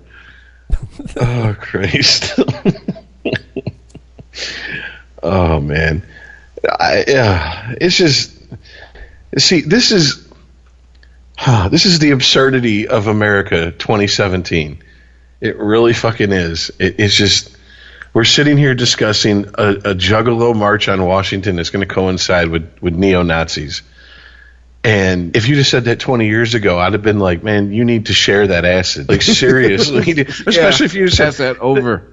And the Juggalos are going there in a show of unity, and the neo-Nazis are going there to support President Trump. I'd have been like, oh, okay, now I know you're on some good shit. Yeah, exactly. Yeah. Let's start at the beginning of that sentence. Oh, fuck me. Jesus. Just as an aside, I had to say this. There's about 10 years ago, there was a news on like a report on Channel 7, and they interviewed ICP, and it was like the most hated band in the world and all this shit. And those guys sells millions of records. Yeah, those guys are worth $100 million 10 years ago, and I'm like, that's insane to me. That is amazing. That is amazing. And I'm just like, you know what? Fuck it, man. I mean, because I never understood Kiss fans, and I don't. I mean, like the hardcore Kiss fans, like the Kiss Army bunch. Like I want to be buried in a Kiss coffin type shit. And I really don't understand the whole Juggalos. Like I would never go to the gathering of the Juggalos. That just does not seem like my type of crowd. But I mean, ultimately, it's like, you know what? It's fucking harmless. There's a lot worse you could be spending your money on than collecting Shaggy 2 Dope and Violent J action figures and shit, and hockey jerseys with the Great Malenko on them or whatever the fuck. I mean. Right, I buy comics. I don't have a leg to stand on. Exactly. I play video games. You know what I'm saying? I mean, it's all just semi-constructive ways to kill time, I guess. So, I'm sorry. My cat is like doing the impression of the "Hang in there" poster off of my mic stand right now. Go on, get. So your cat doesn't like taxation and appears to either be a Juggalo or really does not like Juggalos. Yeah. It's possibly a pro Juggalo cat. Oh, they are black. So that could go either way. Oh, man. Jesus Christ. I did not think we'd be sitting here talking about ICP when we started this show. It never goes where I think. What else is going on? Let's reset. Sears and Kmart are closing stores because millennials and Amazon. I was just in a Kmart today. It's got to be bad because they only had like every other row of lights on. Oh, yeah. So it looked like the blackout 2003 when they were running generators and shit, right? Yeah. Yeah, that's not good. I I spent plenty of time in both Sears and Kmart as a kid, and I'm like, who gives a fuck? I worked at Kmart. Who am I supposed to cry for? Like, yeah, retail everywhere is shrinking. At least brick and mortar retail. It's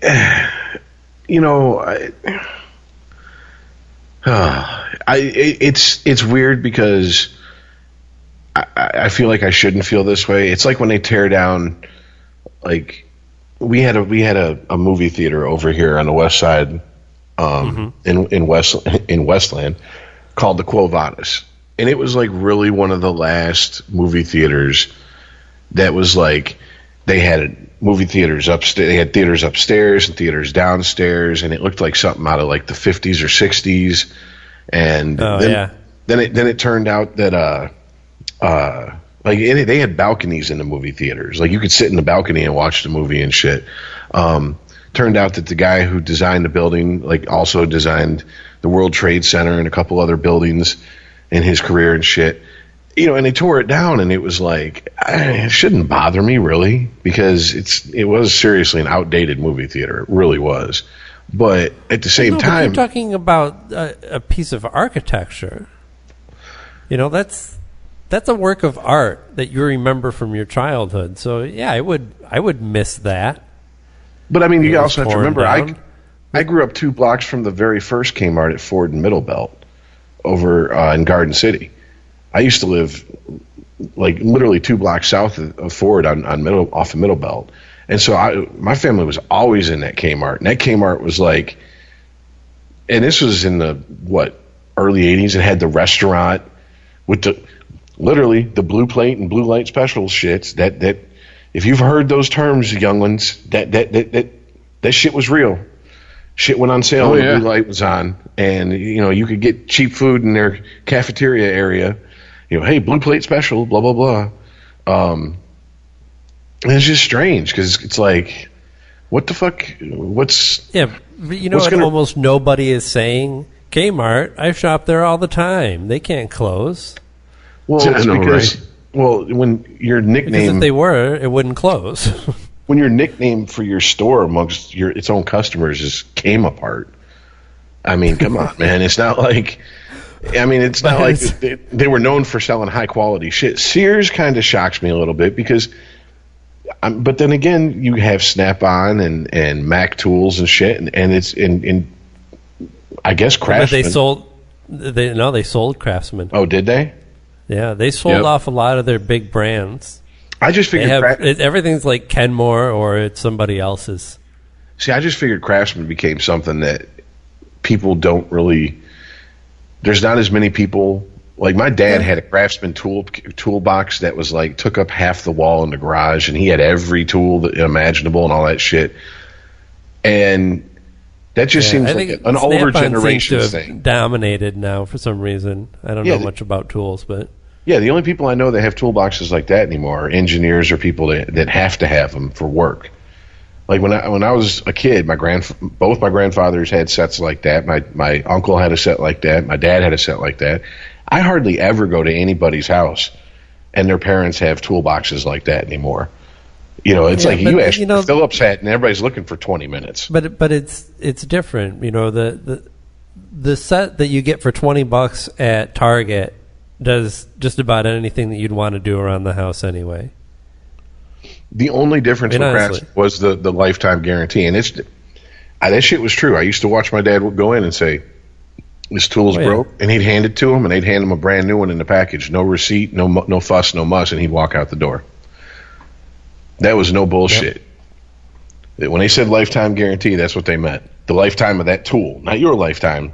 The lifetime of that tool, or now it appears. You can find Craftsman tools and turn them in. Or you could, at least, when they're associated with Sears. I don't know what you do now. Yeah, exactly. I guess you still could. And how much of this goes back to, all right, a lot of people don't go to retail places. They do their specialty shops. I just read an article that guitar sales are down the deepest they've been down since Guitar Center opened its first fucking store. Damn. Like across, like I'm talking all guitar sales, whether it be through Amazon, through Sweetwater, Musician's Friend, Guitar Center, whatever. It's just like the market has bottomed out on that on guitars at this point. I can't help with playing guitar anymore. I can't help with the Schadenfreude on that because I watched that place eat itself from the inside out, and I was just like, this is not ending well. Oh, you know Guitar Center's up shit creek when the one over here in Canton, I see them run ads for come get your guitar set up at Guitar Center. Used to be you couldn't get any work done on a guitar at Guitar Center. Oh, like, yeah, they instituted that a while back. Almost every store has a tech. Yeah, a tech. That's what I'm like. They apparently like you just walk in and okay, give us an hour and it's like an oil change. Oh, come pick on your demand? Shit up. Damn. Yeah, that's what they're claiming in the advertisements to get business through the door. They must have stepped that an up. hour, huh? I'm like, all right. I mean, I never use them. I set up my own shit, but. Yeah, but no, I understand, and I feel like I shouldn't really care one way or the other because I do use most of the shit I buy is online or I go to a specialty store. But at the same time, I'm gonna miss in 10 years being able to just. Who knows? Maybe if I do make it to like 65, 70, I'm gonna miss the fact that I can't go to the mall and wander around aimlessly like an old person should be able to, and just get myself a soft pretzel and walk into the stores and go, oh, look at that, and Sharper Images over here and Hot Topics over here. I'll go laugh at the people wearing dog collars and everything, and it just seems weird to me that was such a even if you weren't like a mall rat, quote unquote. Like going to the mall was like something I think we all pretty much did as a teenager. Growing up, it was, Okay, so I think that's equatable. I mean, because what I'm missing here is what's the experience outside of the purchase that is to be missed with stores like Sears and Kmart closing. For me, like I really like comic book stores, and there's a reason why I go to the comic book store. I can mail order online now from any number of hundreds of different places. I could even read digitally. I could just buy collections and wait until whatever bookstore hasn't closed is doing a 2-for-3 sale and buy them that way and save money. But I want to read them then, and I want to go to the actual store, look through what else is there, talk to the guys there about what they're reading. I want to have that experience. That's why I continue to support comic book stores as a brick and mortar store. I want those to still exist.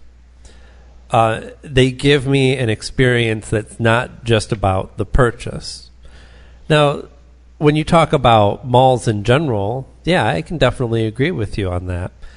And ultimately, I mean, the stores will continue to change that pop up in malls, but I don't think that in and of itself is ever going to go away. It's just a market, and we've had markets in societies for millennia, and it's not because it's not just about business. It is somewhat about a community. It's about experience. It's just about getting out and feeling like you're out in the world. If anything, like I know that a lot of the bigger businesses that prop up malls all across America, those are closing, and that's what's causing the malls to suffer. I don't necessarily think it's a direct result of, well, I can shop online for everything that I want, so I have no reason to go to some place like a mall. I think there's plenty of support for places like that. It's about finding the right environment that people want to go to. If your banner stores in your mall are Sears and JCPenney and Nordstrom, you're like, look, I have subscription services and Amazon Prime memberships that get me just about any of that shit that I need. So maybe it's not that you can it's not a situation where you can have a big name store that brings in all the rent and gathers people to all the smaller stores, and you have that kind of trickle down effect. Maybe you actually have to kind of cultivate a mall and decide what kind of businesses do I want. Maybe maybe malls turn over more to we have strip malls all across the nation that are full of small business, and maybe that's just what malls ultimately end up becoming. I don't know. I guess malls, I don't think you can kill that. Sears, good riddance. Kmart, who cares? So I guess the only reason I have any, like, even just little hint of nostalgia for Sears is because it was always an anchor store at almost every mall I ever went to as a kid. Right. And, I mean, to your point, like, you know, at one point I lived across the street from Wonderland Mall. Well, they tore Wonderland Mall down. Now it's like a Target, a Walmart, and a strip mall with a bunch of little stores in there.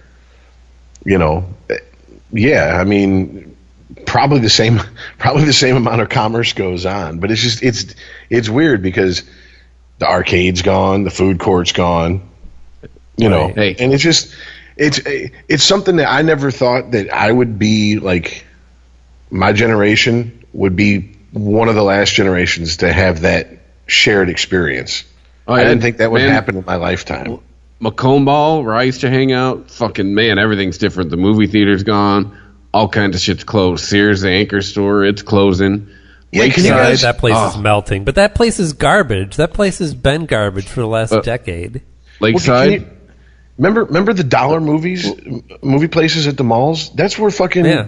That's where me and all my poor friends went to go see movies. You know, Well, you know, that's the thing. Like, I didn't have that kind of association with my mall. I lived down the road from the mall that I grew up near in Taylor, the Southland Mall. I've always hated that fucking mall. And, you know, I wasn't a typical mall hanging out teenager either. I much preferred basements where I could play video games, drink Mountain Dew, and play role-playing games with my friends. And before that, I mean, when back in the day, when even a preteen had some freedom to just go fuck off for a day and their parents didn't even know where the hell they were, that's what we would do. We wouldn't go to the mall and hang out. We would, go look for a ditch to ride our bikes in or something, or some trouble to get into. But I don't know. I understand that there is a lot of nostalgia for places like malls. I don't have that because I don't have those experiences. My experience of going to the mall is somebody that wasn't me and my family had to buy some item of clothing, and then it took forever. And I can understand that. And I mean, it's maybe I'm overstating, like, excuse me, the nostalgia that I might have, because the mall wasn't a destination. It was just to be fair, it was one of the destinations we could go to. Okay, we're bored as fuck. What are we going to do today? Right. Let's go over to so and so's house, smoke weed. We can. His parents are there. Let's go to the mall. It was more like that. Right, but I think it is more about what the mall offers. You talked about the Dollar Theater, and Southland never had that. Even closer to my house, within biking distance, was the Showboat Theater, and that was a Dollar Theater, and I did a lot of hanging out there. So, I mean, if Showboat was in Southland Mall, I probably would have hung out at the mall a hell of a lot more. My mall that was close to me didn't offer a lot of reasons for me to go hang out. Other teens seem to want to go there to hang out at the mall because that's just something that you do. Though, I did in high school have a friend who worked at the T-shirt shop. See, I was going to say that's the other thing. In my high school years, a lot of people I knew worked at like Livonia Mall at 7 Mile Middle Belt. So it was even then, like, I would go straight to the T-shirt shop, hang out, then mail. Exactly. Well, I mean, yeah, but I'd get bored if they worked at a sporting goods shop, and I go to my friend at the record shop, and I get bored there, and then I go to my friend at the movie theater and be like, "Sneak me in," and he's like, "Cheap ass, it's $1," and I'm like, "I know, but I'm broke. Right. Sneak me in." But you don't. But hey, let me get $1 examples then. Those are other examples of stores that you're not seeing in these malls either. We want to blame the fact that Sears can't keep a store open as to why malls are crumbling. But you already said the arcade. I mean, there's still food courts all over the place, but most of them suck. What was the other one that you had mentioned? The record store. There used to be Good luck finding one of those. It's not an independent one, like Rock of Ages or something. Record store, movie store. The T-shirt shop again is another example. That's kind of an indie thing. Like, it was. I mean, what do you go to the mall for now? It's like if you don't want to go to Sears, then you want to buy something from the Gap, Banana Republic, Wet Seal, Forever 21. I mean, any number of other nationwide chain stores that you'll find the same shit everywhere. Well, I mean, honestly, and you can now just easily browse through. And if you're not lying to online, and if you're not lying to yourself about your size, you'll have no problems.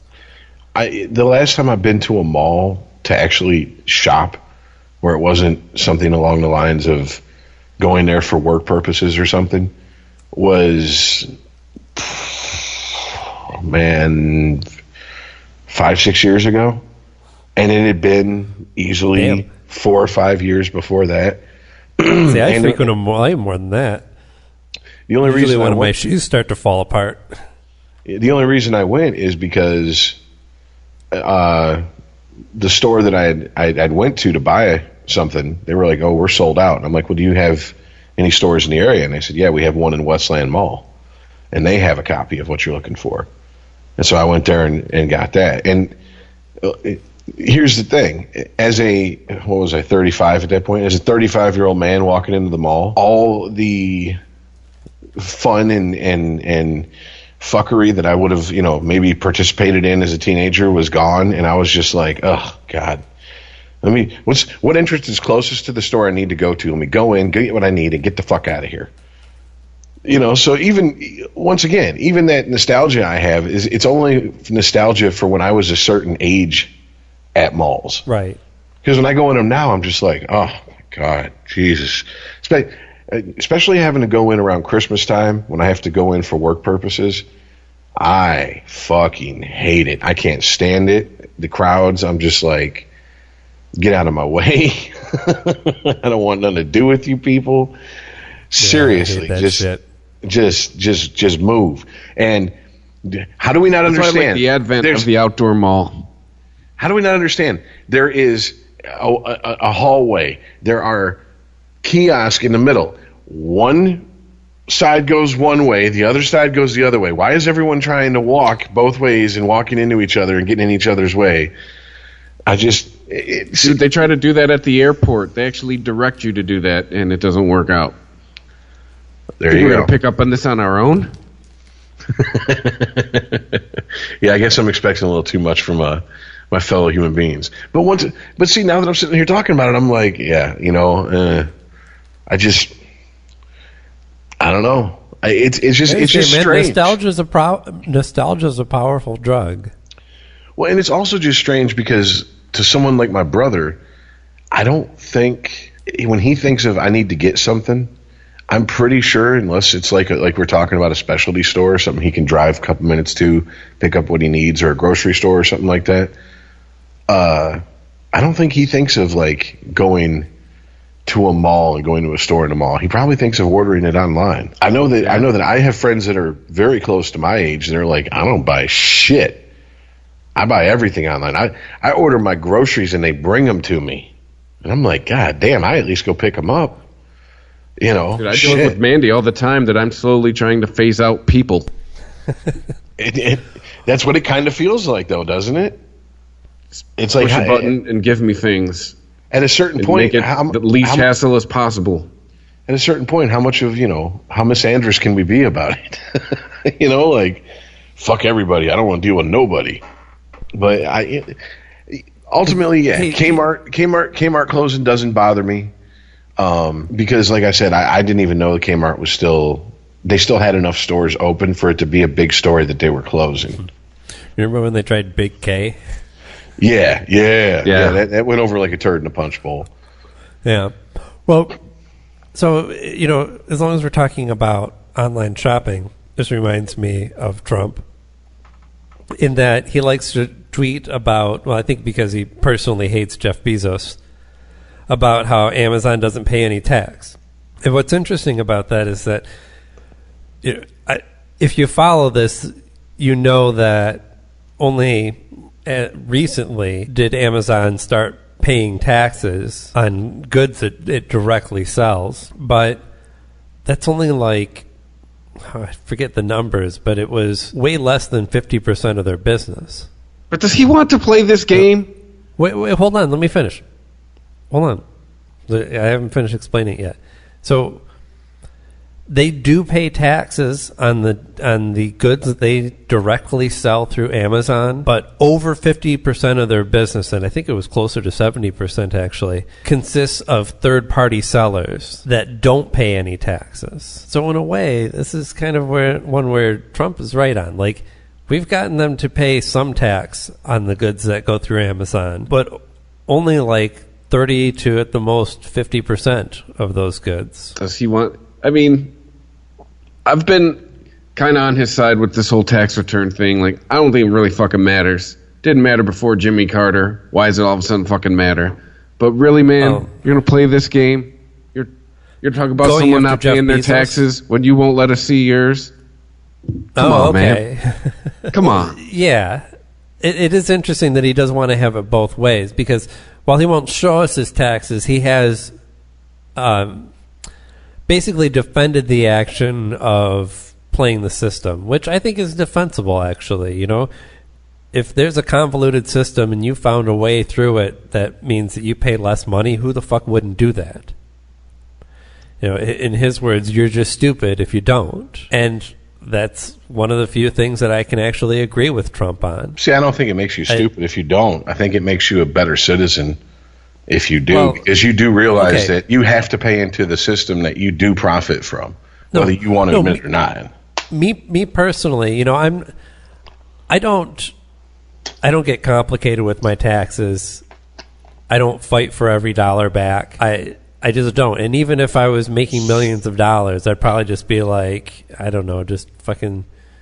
I wish that we lived in a country where the government says, hey, we did your taxes for you. Can you sign this to say you agree?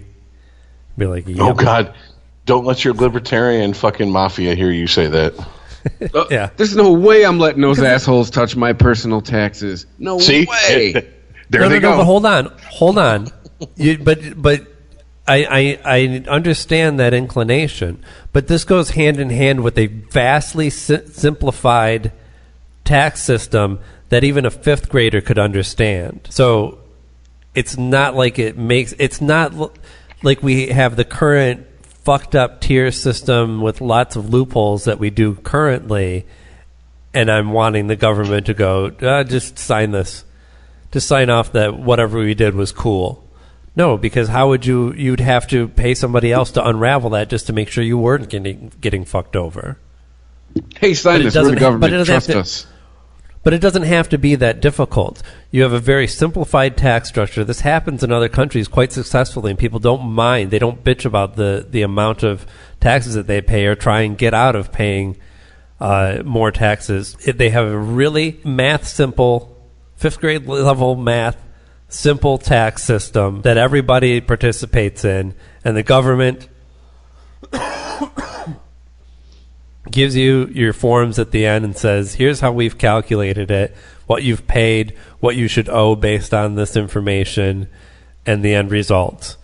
You know, here's your refund, or here's what you owe us. And it doesn't mean you don't have a recourse, that you can't be like, hey, so the government's trying to fuck me on this, I'm going to get a lawyer, I'm going to take this to court and fight it.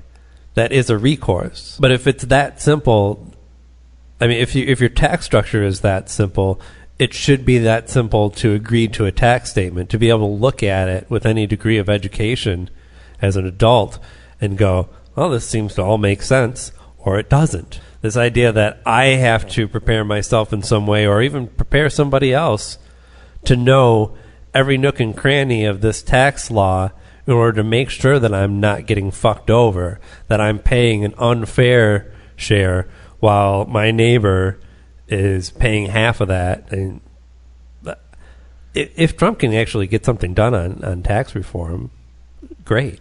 Well, I think it's already, but not for not for the rest of us. Right. Well, but again, that's going to involve doing. Go ahead. I don't think I've ever asked either of you guys. What are you guys' thoughts on like a flat tax? That simplifies everything. Sure. I mean, the concept of a simplified tax structure, yes. I don't know if I would agree to a flat tax in every situation. I don't know.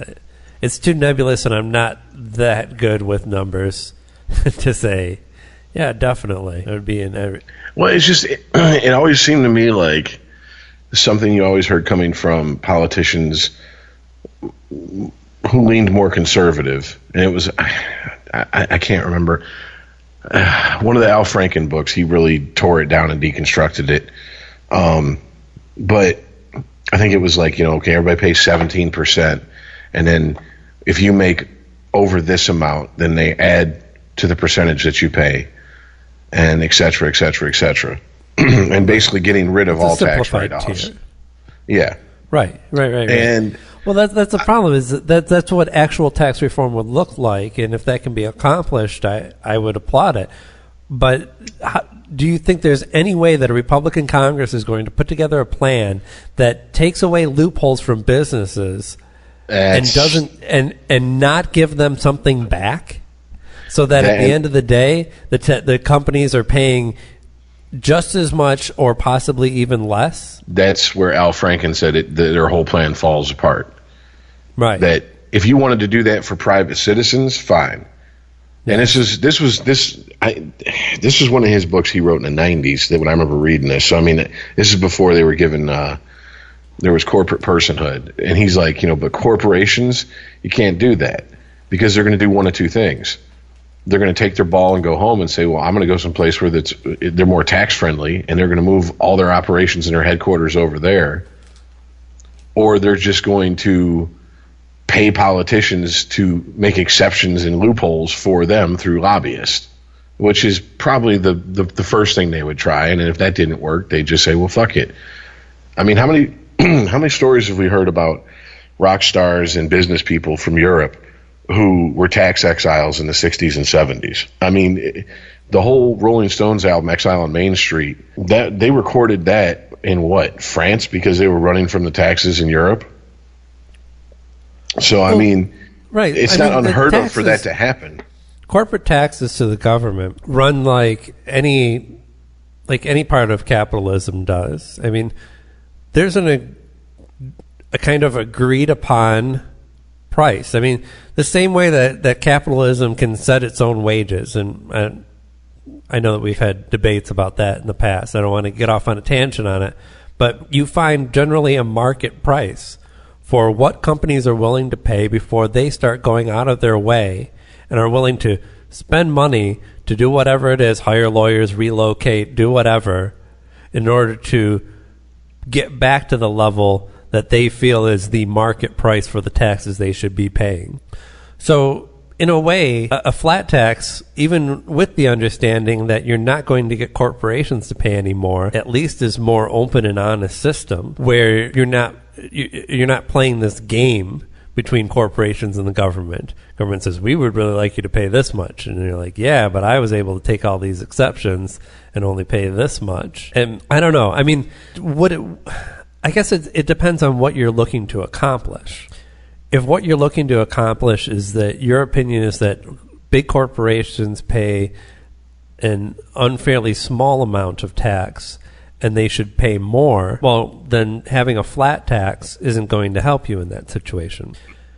If what you could accomplish with having a flat tax is having a more transparent system, so that if you're worried about what corporation X was up to, it was less obfuscated. If it came to I'm not talking about like corporation under investigation. Just if anybody wanted to look into, I know this isn't something that we tend to do a lot unless they're getting really bad press like Walmart, but just did a little common sense digging on the internet to find out, what is this company that I want to spend all this money with?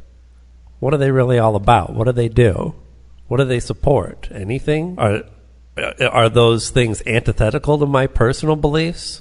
So if you want to get, I would argue for a flat tax just in the favor of having more transparencies in what our corporations are doing. Because the same way that it's really an exchange of money there, right? When a loophole is provided to a business, it's the government saying, well, we appreciate you paying all this money our way. We're going to give you a little kickback there. And if you've got two parties that both want to accomplish something, there's more that goes along with that money than just, hey, I can use this to do more things with. There's understandings that come with that. So again, it all plays into the system that is set up like a game, right? And it's not even like what do you call it? Type of game you watch. There's a term for it. A sport? Spectator. No. Spectator sport. Thank you. It's not even a spectator sport. It's like football if nobody ever explained the rules to you. You're like, all I know is that there's a lot of people running around. Sometimes the ball goes this way. Sometimes it goes that way. That's what we know about our tax system. I know that, corporations have a lot of lawyers and politicians have a lot of lobbyists, and sometimes the money goes this way and sometimes it goes back that way. So for transparency in that system, because it tells us not only a lot about what our corporations are doing, but what our government is doing, yeah, I would support a flat tax. I wouldn't, but again, if you think that flat tax would level it out so that the corporations are paying exactly what they should be for their tier, they just can't take all these tax breaks and loopholes anymore, that's not going to happen.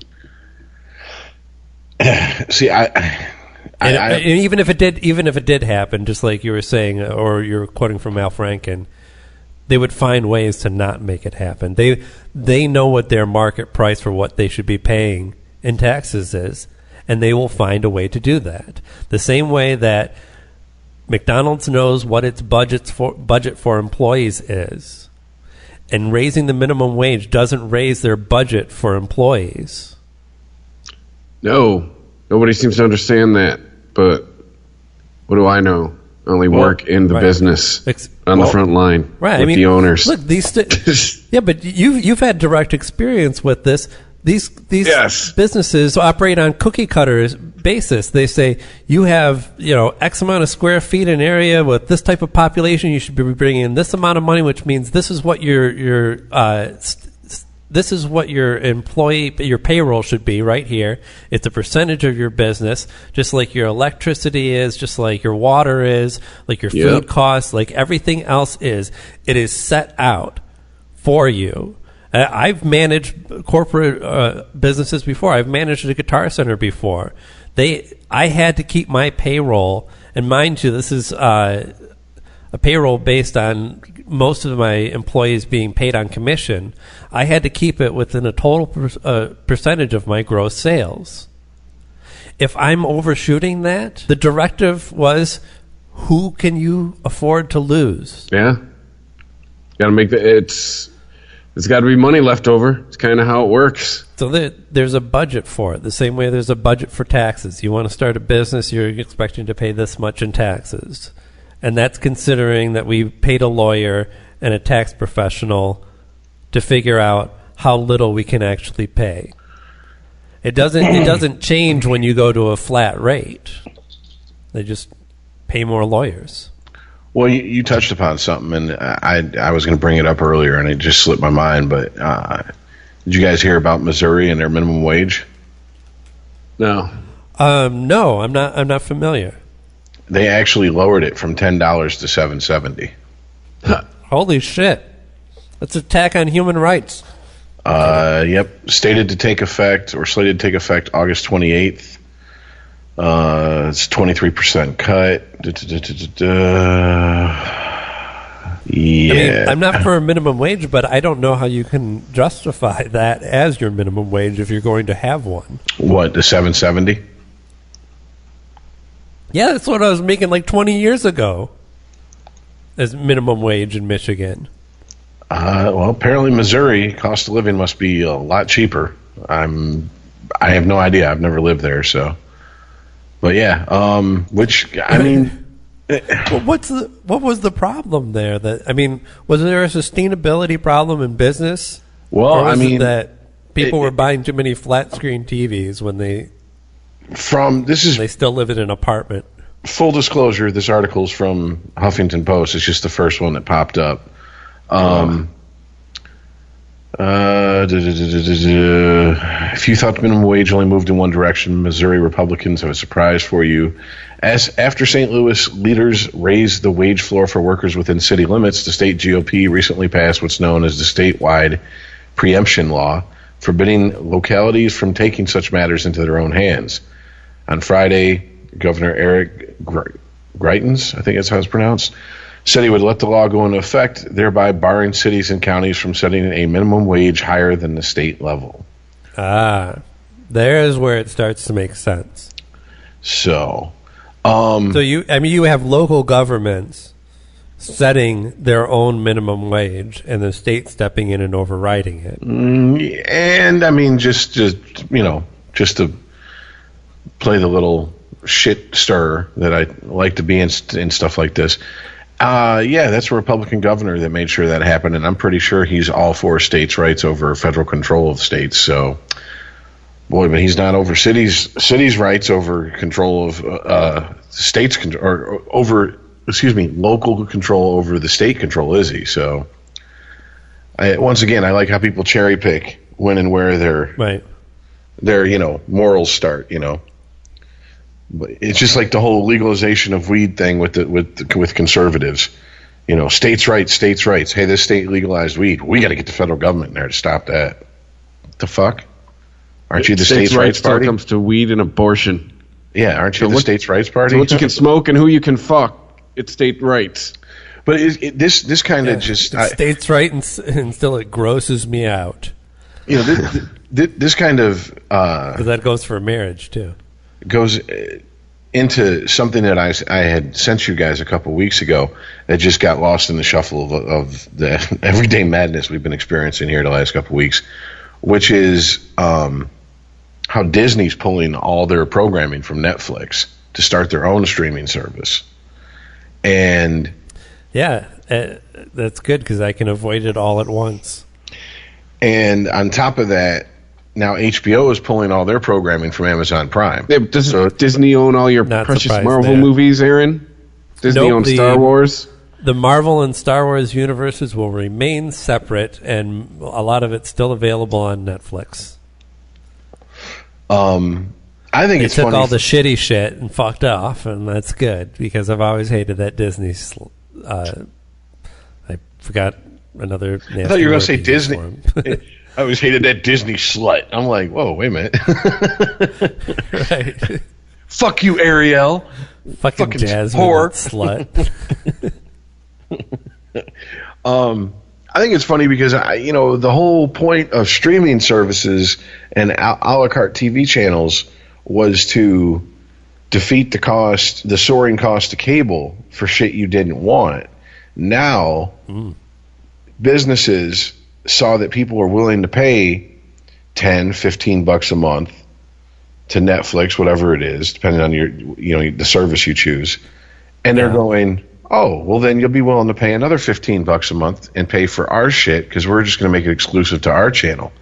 And it's like, do you people not understand that this is going to basically open the door for people in tech to find another way to get your shit for free? Like it's like with the whole, file sharing thing with Napster. Oh, well, we'll just do streaming. There we go. That'll solve the problem. And it didn't. People, we'll shut down the Pirate Bay and we'll shut down this and that, and that'll solve the problem. It doesn't. I mean, these corporations got to realize, look, what's the difference between paying $200 a month for cable for 300 channels that you watch 20 of, and paying $200 a month for 5, 6, 7 different streaming services? Because this one has, Amazon Prime has the one show you want to watch. Netflix has this show you want to watch. Hulu has this show you want to watch. The Disney one has this. Right. HBO has this. By the time I pay for all this shit, you know what I'm going to do? I'm going to say fuck you and go pirate it. You want to keep gouging us for your shit? We're going to keep doing this. You have no choice. You are not in control of this situation. And these corporations don't get that. The only people I know who pay for every channel, streaming channel, and I mean on their own, there's no shared passwords or nothing like that. The only people I know that do that are people that have money to the point where money's not an issue to them. Mm-hmm. That's it. You know, I think this is another situation where the market is finding its own price, right? So I think a lot of people are in the situation. It's not an either-or situation for most people. It's not I pay for all my content or I pirate all my content. Most people have a mixture, and it's just about how much you decide. What is your budget, you know? Hey, I decided that I can budget for Netflix and HBO and Amazon. But every once in a while, you know, Cinemax has a show that I want to see. Well, I'm not going to fucking pay for a whole nother subscription. I can't afford that. But I still want to watch it, and I have options to do that aren't legal. But you've decided what your market price for what you should be paying for content is, right? You've capped it. Maybe it's $50, okay? I have $50 worth of subscriptions. Everything else that I want to find, I'll just pirate it. Fuck it. And yeah, you're absolutely right. It's kind of the same situation that we were talking about corporations and the tax law. You have a stricter tax law. You get rid of all loopholes but leave the same rate. Well, then they're going to find other ways to do it. Well, and it's it's like, okay, you know, just because I'm a Stephen King fan, it's the example I'm going to use. There's a lot of different television shows that are being made and miniseries being made from his books. And there's a J.J. Abrams produced show called Castle Rock, which is not necessarily one of his books, but it's based in a town that a lot of his books are based in. So you're going to see a lot of the characters that have been in multiple books. And that's on one streaming service. And then I want to see Cujo versus Firestarter. You know, like Mr. Mercedes is on another streaming service. And then The Mist is on a third streaming service. And it's just, you know, it keeps going, it keeps going, it keeps going. And it's like, you know, I understand that we value our entertainment a whole lot in this country. But at a certain point, do you think these people in these boardrooms are going, look, here's the deal. If we can get and I'm just throwing numbers out. These numbers mean nothing. If we can get 10 million people to subscribe, we don't care if our shit gets pirated, because that's the only way I can understand how they could just justify this. There's two things to consider here. I mean, there are different models that you're talking about here. HBO in particular, you know, if I want HBO through my cable provider, I pay $15. If I want HBO directly from HBO, I pay $15. How much of that do you think my cable provider is getting of that $15? Probably most of it. So there's a big difference between what HBO gets from me directly versus what I pay through a third party. And it totally makes sense for HBO to do that. Now, it's a totally different thing to just go, well, streaming content is really taking off, so we're just going to come up with our own network and make it exclusive and just try and be one more thing that floods the market with entertainment. And in situations like that, I think you actually will see the price of it go down. You know, when we have, you know, as much as we like to complain about cable bills when we had them and how many channels you never watched that were part of your package that you just always skipped over. But when it comes down to all the programs that you want to watch and where they're available, if you paid for everything, then your cable bill probably wouldn't. And compare that to your cable bill. If you just went straight streaming, cut the cable, and still watched everything that you wanted to watch, your bill would be just as high, if not even more, because you'd have to subscribe to just about damn near everything. Yeah. And add insult to injury is when you end up with shit like Hulu. Hulu used to be free. If you wanted to watch something because they offered the network television online, you just had to sit through commercials. Then it was, hey, if you want commercial free, then you pay for Hulu. Then it was, well, if you want more than the last 2 episodes that were on air, you pay for Hulu. But we're also going to make you sit through commercials now that you're paying for it, unless you want to go to a higher tier paid system. Right. And now it's like, okay, if it's a network television show, you get the last 2 weeks or the last 2 episodes that aired and for free. Everything else you have to pay for. But we're also offering exclusive content you cannot get, even if you do sit through commercials, unless you pay for it. And it's like, look, I understand you know, making a buck, and I have nothing against it. But it's like, guys, at a certain point, you're fucking yourselves. You're making it so people don't feel bad, whether they should or they shouldn't. And I'm not even getting into the morals of whether you should or shouldn't pirate things. But you're getting to the point where people are like, fuck you, man. You want me to pay fucking $10 a month to sit through commercials, and if I don't want to sit through commercials, I got to pay $20 a month? Right. Well, okay, but here's another aspect of this, of piracy. To use the example of bands, I mean, we've heard from a lot of bands like Metallica that speak out about piracy. And then we've heard from other bands like Wilco that... excuse me. I had a frog. We had other bands like Wilco who understand piracy and just understand that that's just part of people's experience with it, right? With their music. And even when they track numbers, they said, well, here's the number 1 album that is illegally downloaded. It also happens to be the number 1 album out of all of our catalog in sales. And it goes well beyond that one example. Well, it's There's Radiohead's numerous artists. biggest selling album, the one that they told you to pay what you wanted for? Right. It was one of their biggest successes. Oh, yeah. No, it was. Yeah. Absolutely.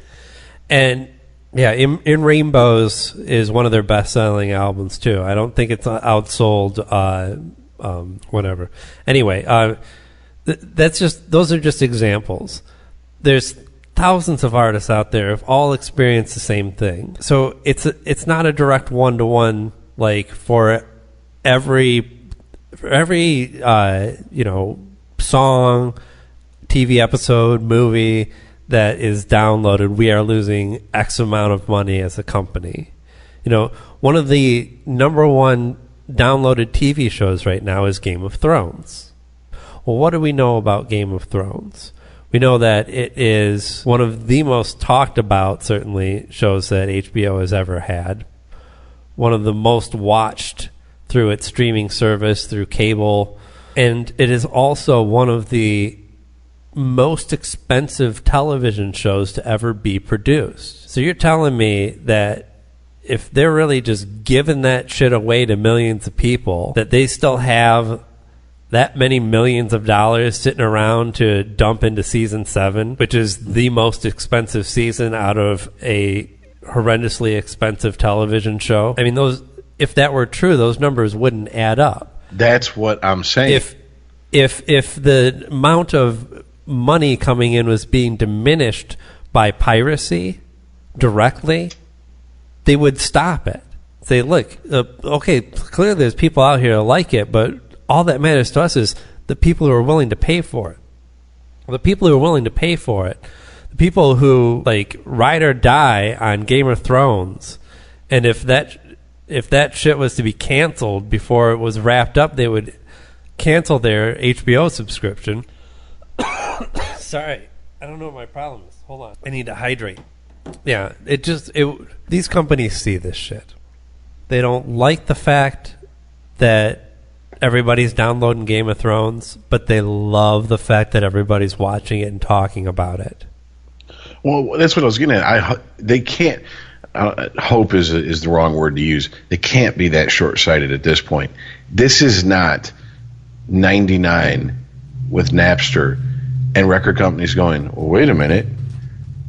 We were gouging people for the prices for LPs for years, and then we come out with CDs, which were cost pennies to produce, and then we gouged them with prices for that. We stopped selling singles.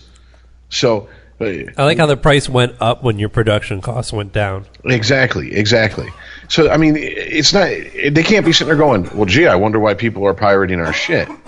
This is almost 20 years later. We know why people are pirating shit, And I truly, maybe I'm overestimating the honesty of people, but I think if people had a choice of paying for a product and getting it legally versus the hassle of getting it illegally, and they would choose to pay for it. But when you sit there and you have the same mentality as record companies did of, well, fuck it, we're going to gouge them for as much as we can get from them. Well, then don't be shocked when people are like, well, then fuck you. I'll take the extra 5 fucking minutes to go look at the streaming sites.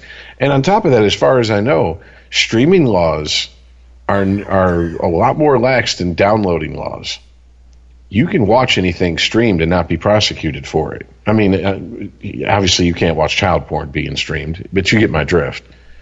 Yeah. That's technically you don't own it. You didn't get a copy of it, and you didn't post a copy of it. You're not distributing something illegally gotten, and you're not owning something illegally gotten. So, I mean, someone hosts something someplace where our copyright laws doesn't touch them on a server in a country that our copyright laws can't touch them at. Boom. Problem solved. Well, we've also seen, too, that, God damn it, it's not profitable for these companies to prosecute individual piracy cases. And if it was, they'd certainly still be doing it. Yeah, and I think out of all the last of all the entertainment facets of entertainment that tried to go after people on an individual basis was probably porn. Because I remember reading not that long ago, maybe 5, 6, 7 years, about there was one last blast from some major porn studio trying to go after people that had downloaded and shared a file. And I was like, oh, okay, you're locking the barn door after the horse is gone on this one. Yeah. I gotta go grab some water real quick. I'm sorry. All right.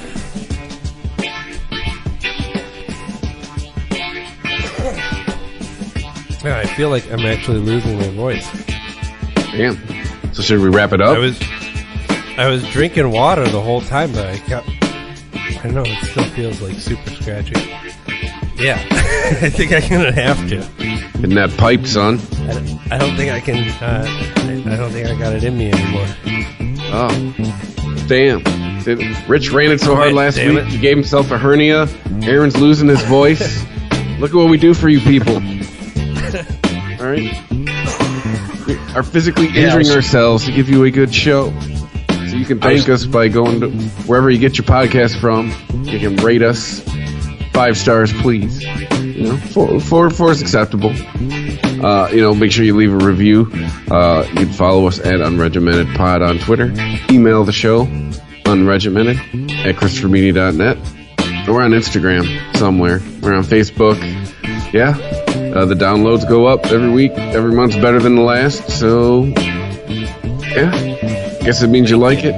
Maybe it's Donald Trump's fault. I don't know. But thanks for listening, and we'll see you next week. All right. Later, guys. See ya.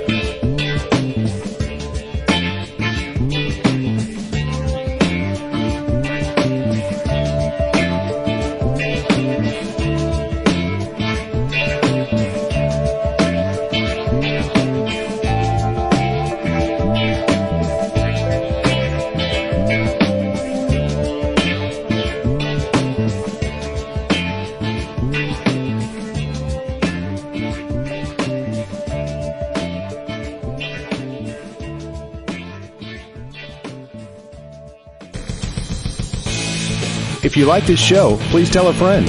Please follow us on Twitter and like and share us on Facebook by searching for Christopher Media. You can subscribe to all ChristopherMedia.net shows for free on ChristopherMedia.net. Please make sure to rate and comment on all your favorite Christopher Media shows. Thank you in advance for supporting Christopher Media by clicking on the PayPal button and by clicking through to all the sponsors who support ChristopherMedia.net. Thank you for visiting ChristopherMedia.net, and thank you for listening. Thank you for visiting ChristopherMedia.net. What do you want a da-da-da? What do y'all want a da-da-da? I have no idea what a da-da-da. We could switch to Progressive da. Oh yeah? We could switch to Progressive and sa. Okay. We could sa and have to buy some za. Oh yeah, let's switch to Progressive today and get some za with the money we saw. Yeah! Now we know we're gonna da-ta-da. These days, nothing is normal and everything is weird. But you could still save big when you switch to Progressive. It might just be the most normal thing you da-ta-da. Quote da at Progressive.com. Progressive Casualty Insurance Company and Affiliates. The sweet aromas of the apple fritter, cinnamon roll, and blueberry muffin are hard to resist. So making it home without reaching in your McDonald's bag is no easy task. But nothing worth doing is easy. Ba-da-ba-ba-ba. At participating McDonald's.